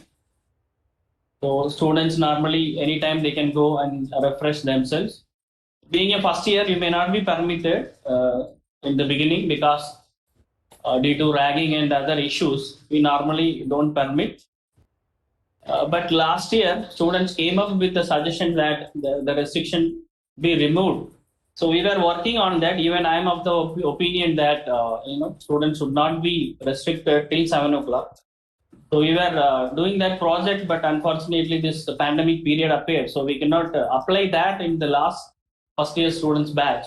And most probably if you come, so we can experimentally apply it, and we are sure that we'll be able to make the free movement of first year students without any ragging, because we are very strict at giving any punishment with respect to ragging. And we have night canteens run at almost all the hostels, especially at first year hostels, night canteens will be available. So wherein you can choose your menu and pay for that. And even individual hostels, group of students can contact the contractor and demand for any kind of food items, like because individual hostels have North Indian cooks and they do prepare North Indian dishes also. And then comes the very important part, the guidelines or rules and regulations of NITC hostels. So normally this will be given in the form of booklet to you when you come over here. So we'll be able to supply you when you visit the hostels. So some of the key points, let me explain that you need to carry hostel occupancy card. Whenever you take hostel admission, there will be a hostel occupancy card given for individual hostels with room number. And also you have to keep the institute identity card. So for first year, it's very mandatory to keep these two in your hand at any time. And then being a first year, we insist that you return by 7 p.m. after attending the classes. So normally in the beginning, we send security guards to take you to the classrooms and come back because of this ragging menace. Let us see how much we'll be able to abolish this kind of, very routine policing and all. Let us try in the time you come over here, we'll try experimentally, and then let us see the outcome, and then we can fix a model for that. And then late entry to the hostel, especially the first year hostels, is violation of hostel rules. So you need to take permission from warden when you are sure about entering late or going for some other activities which are extraordinary or greatly warranted. And there will be roll call for individual students at individual hostels around after 9 p.m. There will be roll call. So normally resident tutors and hostel employees will be involved in doing this process. And I still remember that last year, yeah. So we missed one first year student in the roll call, and at that time we returned back and we were searching everywhere, and we could find that he went to his relatives' home at Bangalore. So we had a tough time and to locate, and even their parents were not knowing anything. So then we were about to give a police complaint. At that time, we came to know that he is at Bangalore. Luckily, we could save. So the thing is that whenever you move out of the hostel, do take permission. Otherwise, that will lead to violation of hostel rules, and stringent action will be taken. And use your mobile phone sensibly. Most importantly, do not disturb others using your mobile phone. And being first year students, you will not be permitted to go to senior hostels. And also a common rule for students is they should not form any kind of groups of any sort, and they should not involve in verbal or physical abuse or any kind of activities that may disturb others.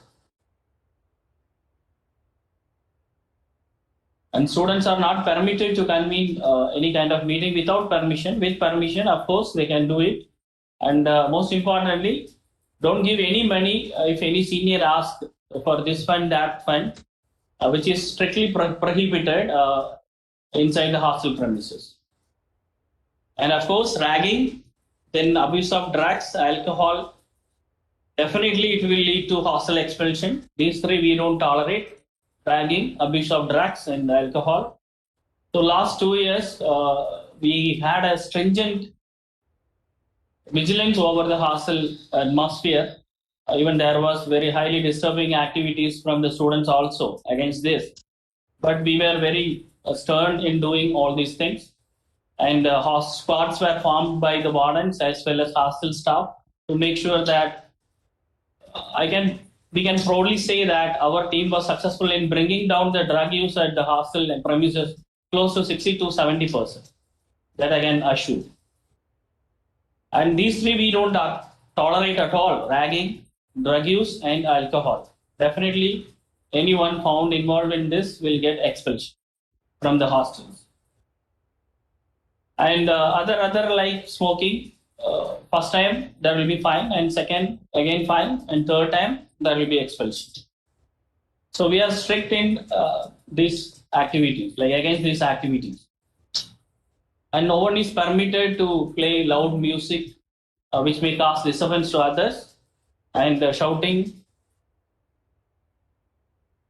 So shouting is also not permitted. And another important thing is that we are not responsible for any kind of theft activities inside the hostel. We have seen in the past, even students were involved in these theft cases.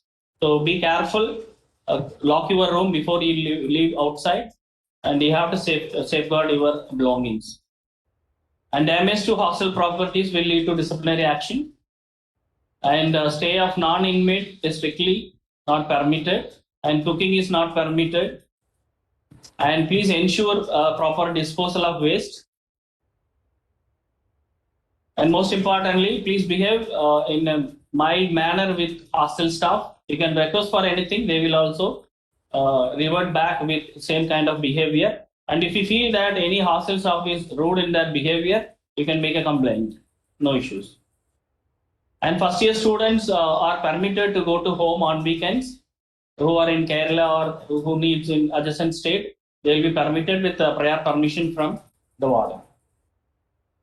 And as our team taken over, we are happy to tell you that we have done many new hostel facilities. We incorporated many new hostel facilities to the hostel, starting from LAN connectivity to the hostels.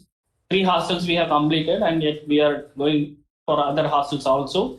And providing mosquito nets in mega hostel for ladies, and we are again continuing this model with other hostels also. We purchased a basic ambulance with basic life support, and volleyball court, basketball court inside the hostel premises, and some of the gardening activities. This is the ambulance we purchased with basic life support. This is a basketball ground, the night view of that. This is a volleyball court outside E-Hostel, and this is a night view. This is the open gym, which is currently made available to the B-Hostel inmates outside B-Hostel. This is only for first year students. So being a first year student, you can use this facility to get yourself fit. And cricket nets outside E-Hostel. There is a gardening we have done near to mini canteen area. This is a garden outside C-Hostel. And for queries, you can contact us, Chief Warden, Steward Caretaker, Hostel Manager. All numbers are available through NITC website. And you can contact through email also for any kind of queries, hostel@nitc.ac.in. Especially for dues, any clarification in dues can be addressed to hosteldues@nitc.ac.in. And whenever you send a mail, hostel staff will reply to you for your queries within 48 hours after receiving this on working days. Right? That clear instruction is given to them to respond to such complaints on dues within 48 hours. And of course, you can contact me through chiefwarden@nitc.ac.in. And thank you. You can, since you are absent, we have prepared a video to show you the hostels, and that you can enjoy after this. And thank you so much.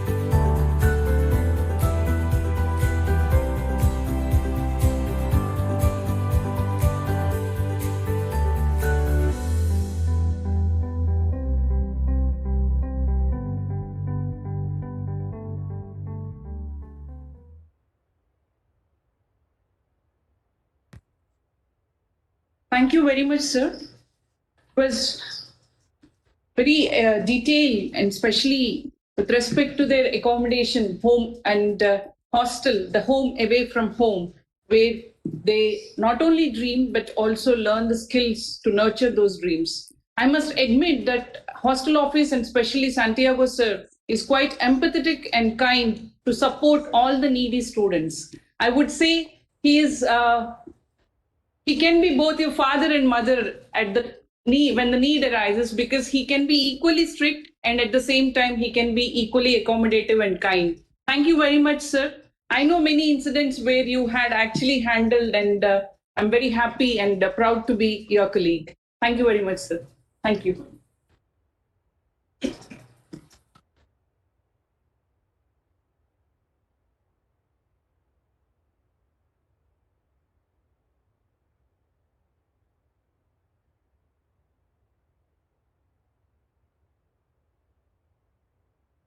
Next in line, we have an address by Dr. Raghu C. Sir, who is also Chairman of Education, Technology and Library of NIT Calicut. Sir is Professor from Department of Physics, and he, along with his efficient team, have been relentlessly working on ever-evolving ETL systems. And again, their team is also known for their very prompt responses, and I have been their first-hand beneficiary many times. So on that note, I would like to invite Raghu sir to address our freshers.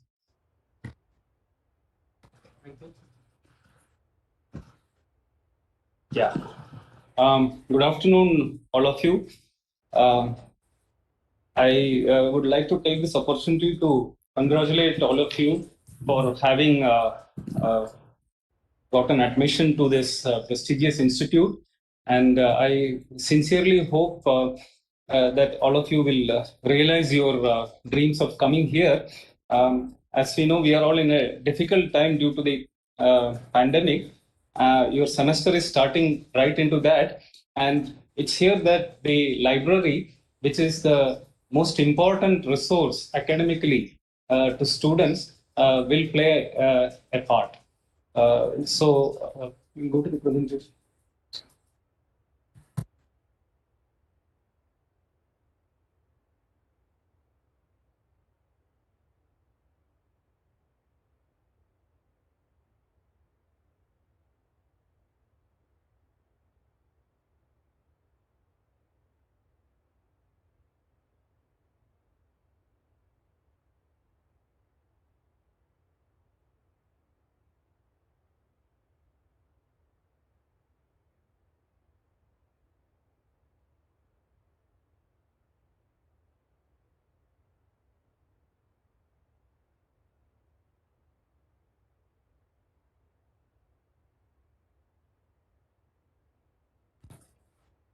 Okay, so welcome to the Central Library.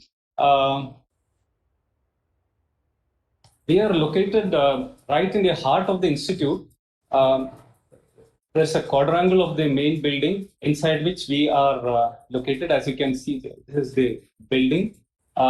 This is right now the location of the library, but I'll tell you later that we are going to soon move to a new location, which is much bigger in floor area and capacities.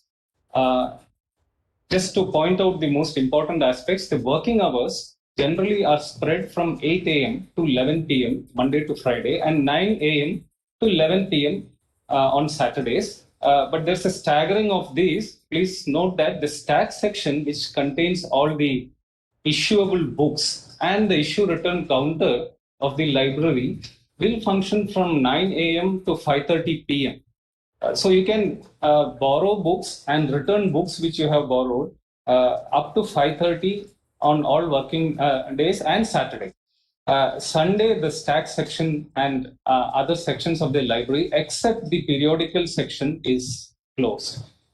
Then we have a journal section which functions from 9 to 5:30 Monday to Friday. It's not open on Saturdays, though you will not be really using this section much because most of our journals are available online.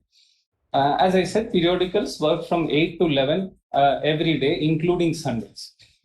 And the most attractive place is the digital library, where we have enough terminals for people to browse independently of preferably academic things, but it's left to you to your judgment. That works 9 to 11 p.m. Monday to Saturday. We are also available online at the library website, www.library.nitc.ac.in. You can also access this through the NIT webpage, going to the central facilities and the central library there. Okay, let's look at the sections. We have the stack section of the stack room, which contains all the books which you can borrow on various subjects. They are all arranged according to a classification, and you can search out any book you want. I'll explain that in a moment. We have an online catalog system through which you can locate any author, any book, any topic. You can also find out the status of those books, whether they are issued to some patron of the library or whether they are on the shelf. We also have staff around, technically competent library science qualified staff around, who will help you to locate books and find out their status. Then we have the reference section. The reference section contains books which you cannot take out of the library. Mainly they are important reference books in a particular area, like electrical engineering or mechanical engineering or chemistry. And they also are textbooks which the institute uses in its courses. You can sit in the reference section and read particular books, take notes, all that, but you cannot take out books from that. The journal section, as I said, we do subscribe to certain print journals, but most of them are Indian edition ones. All the international journals that we subscribe, which are not printed in India, are online available, and they are therefore available throughout the NIT campus. Then we have the digital library, Nalanda, where all these are put together into a web interface, and you can access them, journals, ebooks.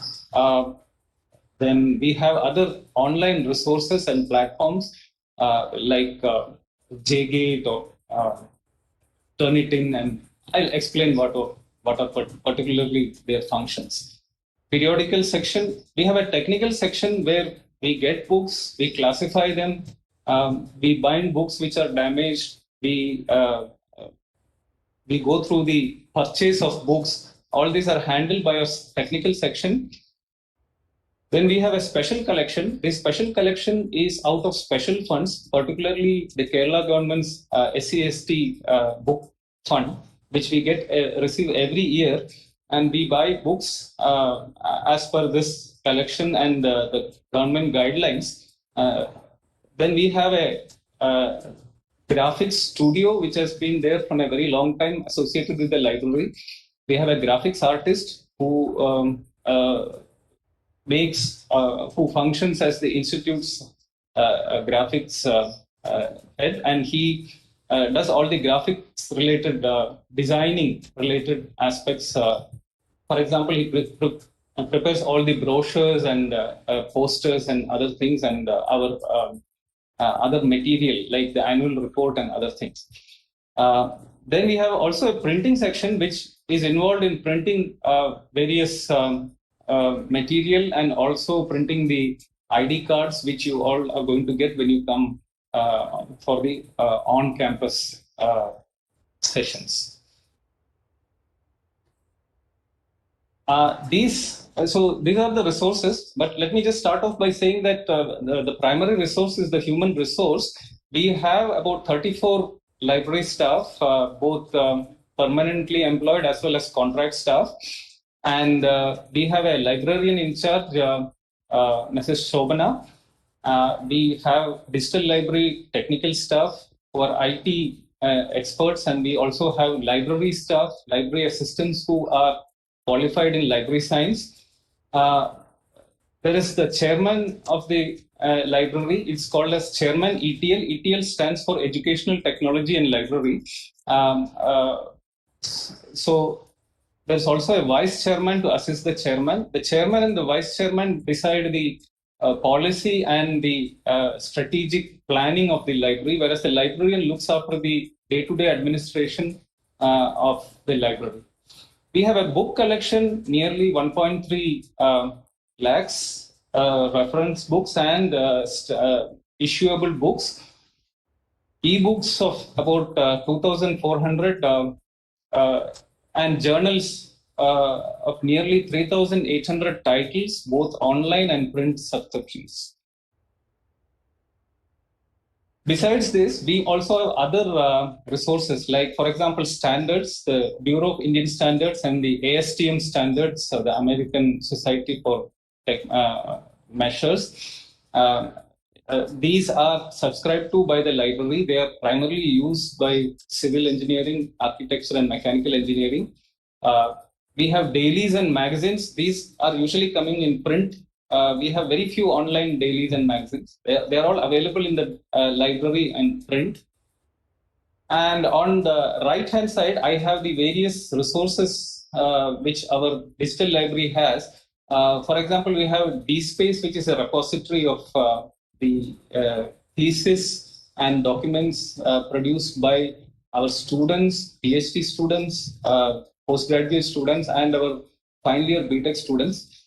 And it's internally available right now. You can always look up any thesis, which a project report which has been written here over the last few years. Then we have Grammarly, which is a tool for language and grammatic correction in a document. JGate is a database. It is a online journal database through which you can interact with other resources available in libraries all over India and get particular journal articles which your library may not have immediately. MathSciNet is a database which mathematics students and faculty use. It is published by the American Mathematical Society. NPTEL, of course, is very well known. It is hosted by the IITs and IISc, and a lot of institutes in India contribute to online classes, online video lectures or in NPTEL.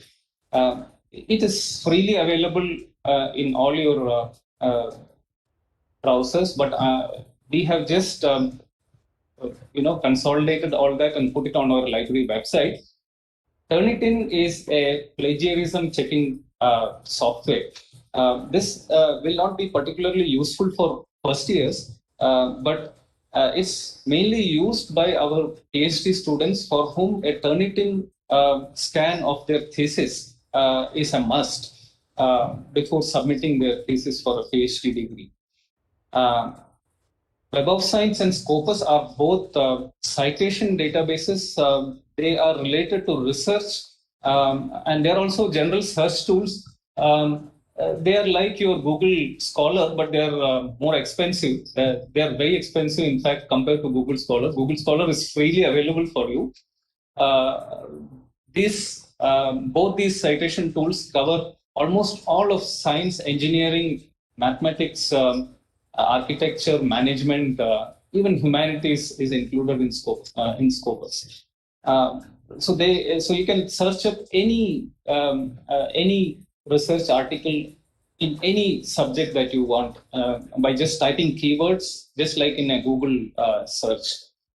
Nimbus is again one of the most important tools that we have acquired, particularly during the lockdown.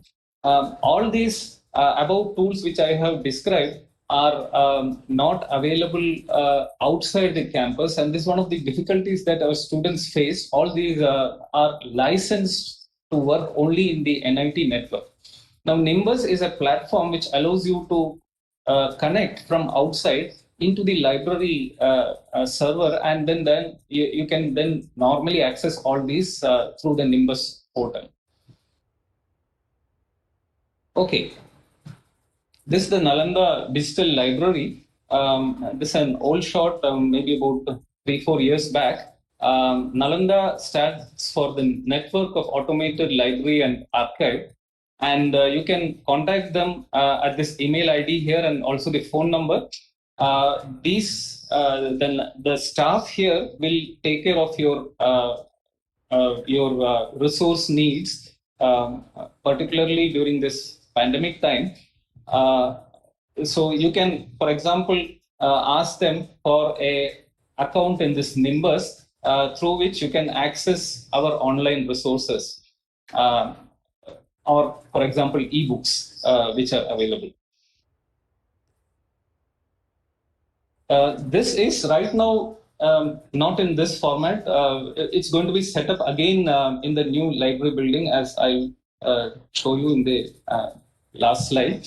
But we have a facility for about 50 people to sit at a time and browse. We hope to expand that, double that in the coming year in the new library building. So what does Nalanda have? As I explained some of them, but we have something called as a web OPAC, which is a search engine to locate books. That's the catalog that I was talking about. So we have this engine to find out the status of books in our collection.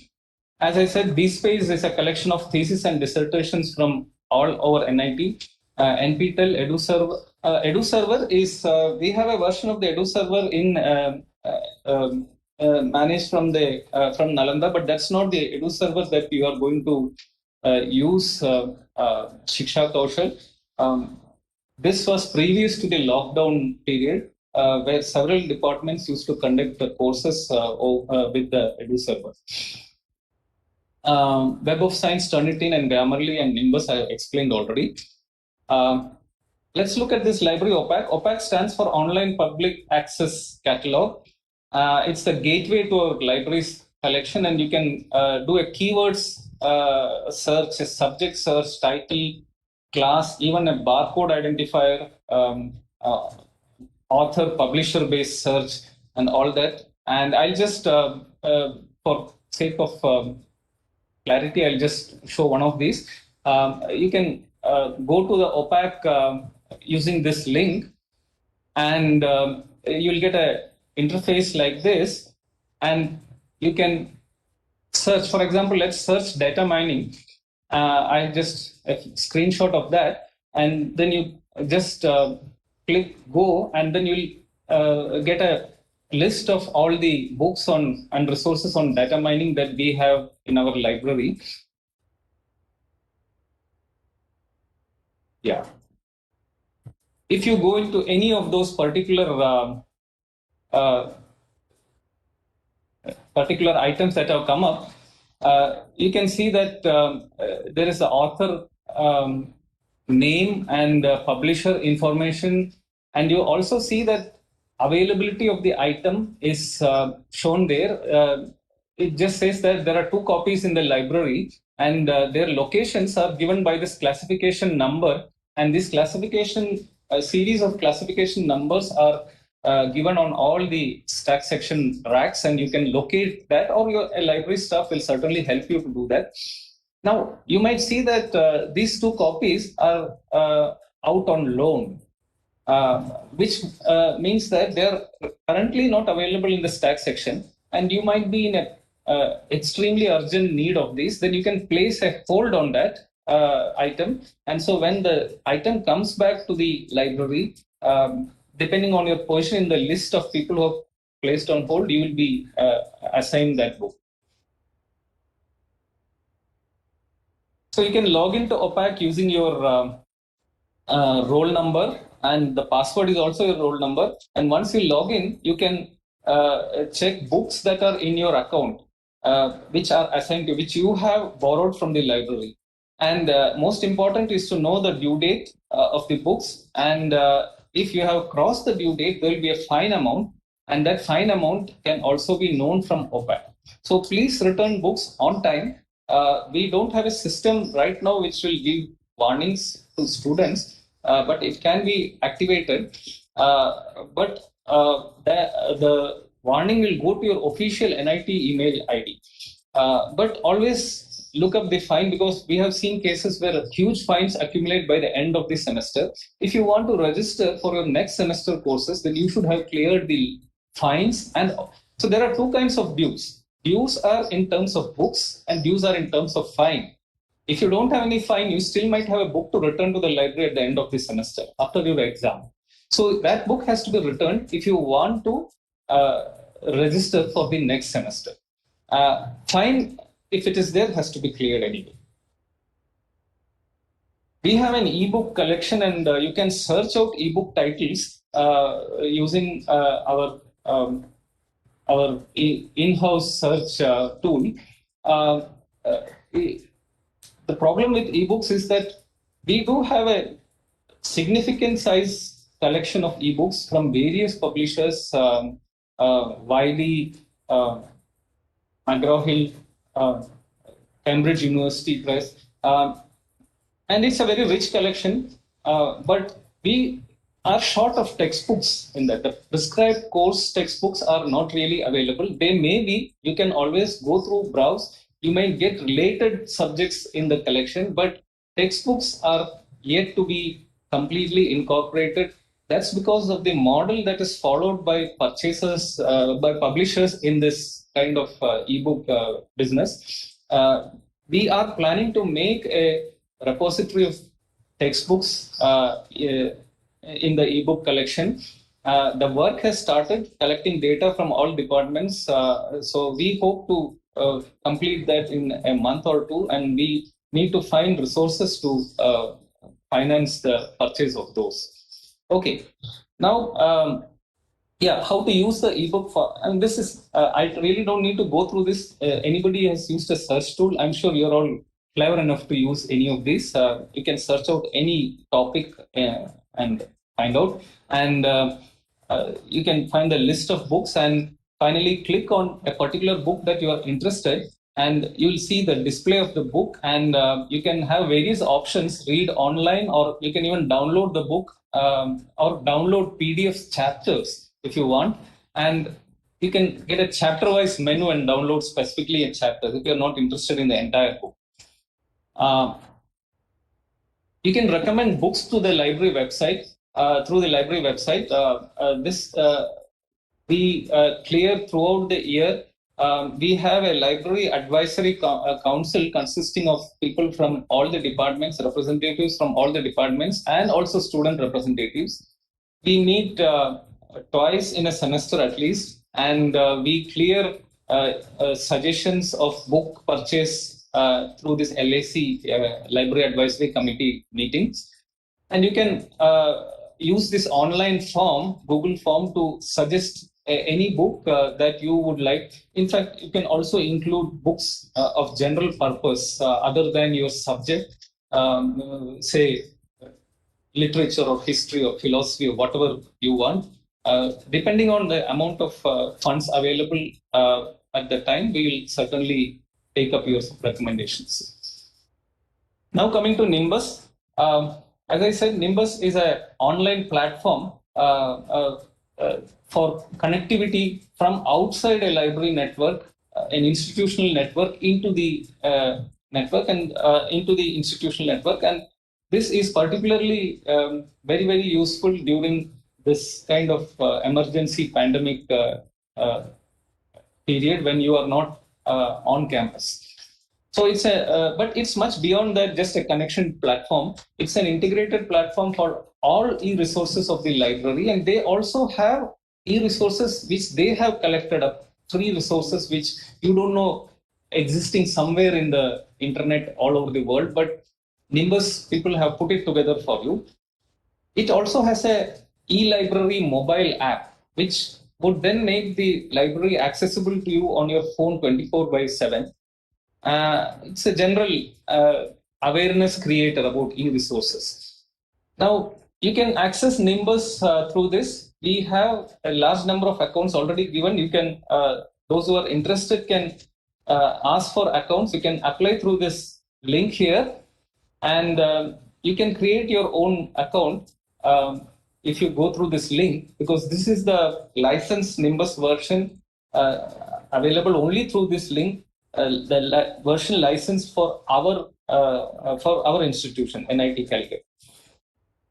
So you just need to go into the sign in button and click the sign in button, and you will end up with a login platform, and you can sign up as a new user. There's a form that will pop up, and you should fill up that form. Okay, and you can get your login details on your registered email, which is your NIT Calicut email. I hope that has been already given. If not, it will be given to you soon. In case of any difficulties, you can always email to nalanda@nitc with your registration number, your name, your department details, and then we'll provide you with an account to log into Nimbus. Once you log into Nimbus, you'll have a interface this way, and you can see that here there is remote access. This remote access will give you access to all this. For example, this is the Association for Computing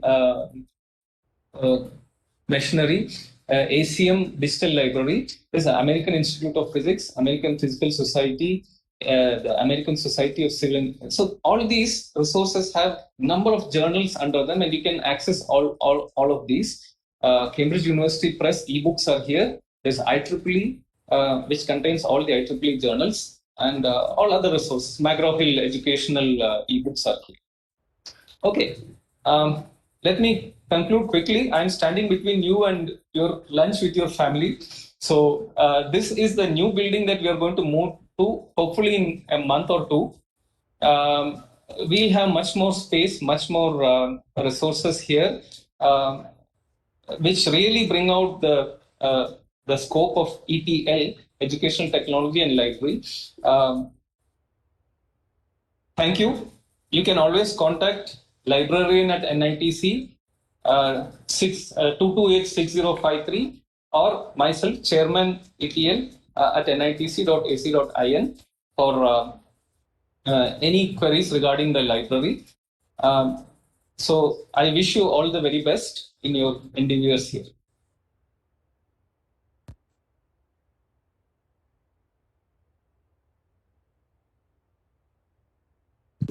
Thank you very much, sir. I hope all the freshers will now start accessing Nimbus and make the best use of the resources that are made available to them outside the campus.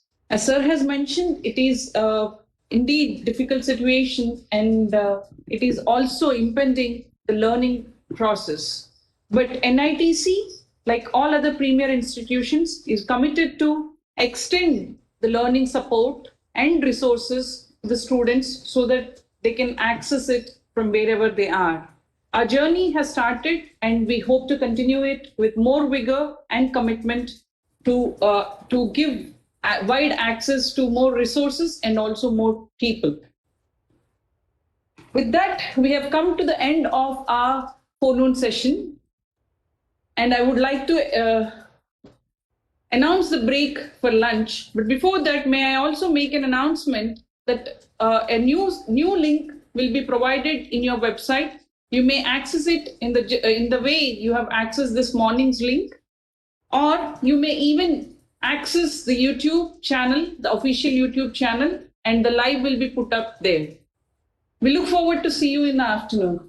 Have a good time. Thank you for staying tuned.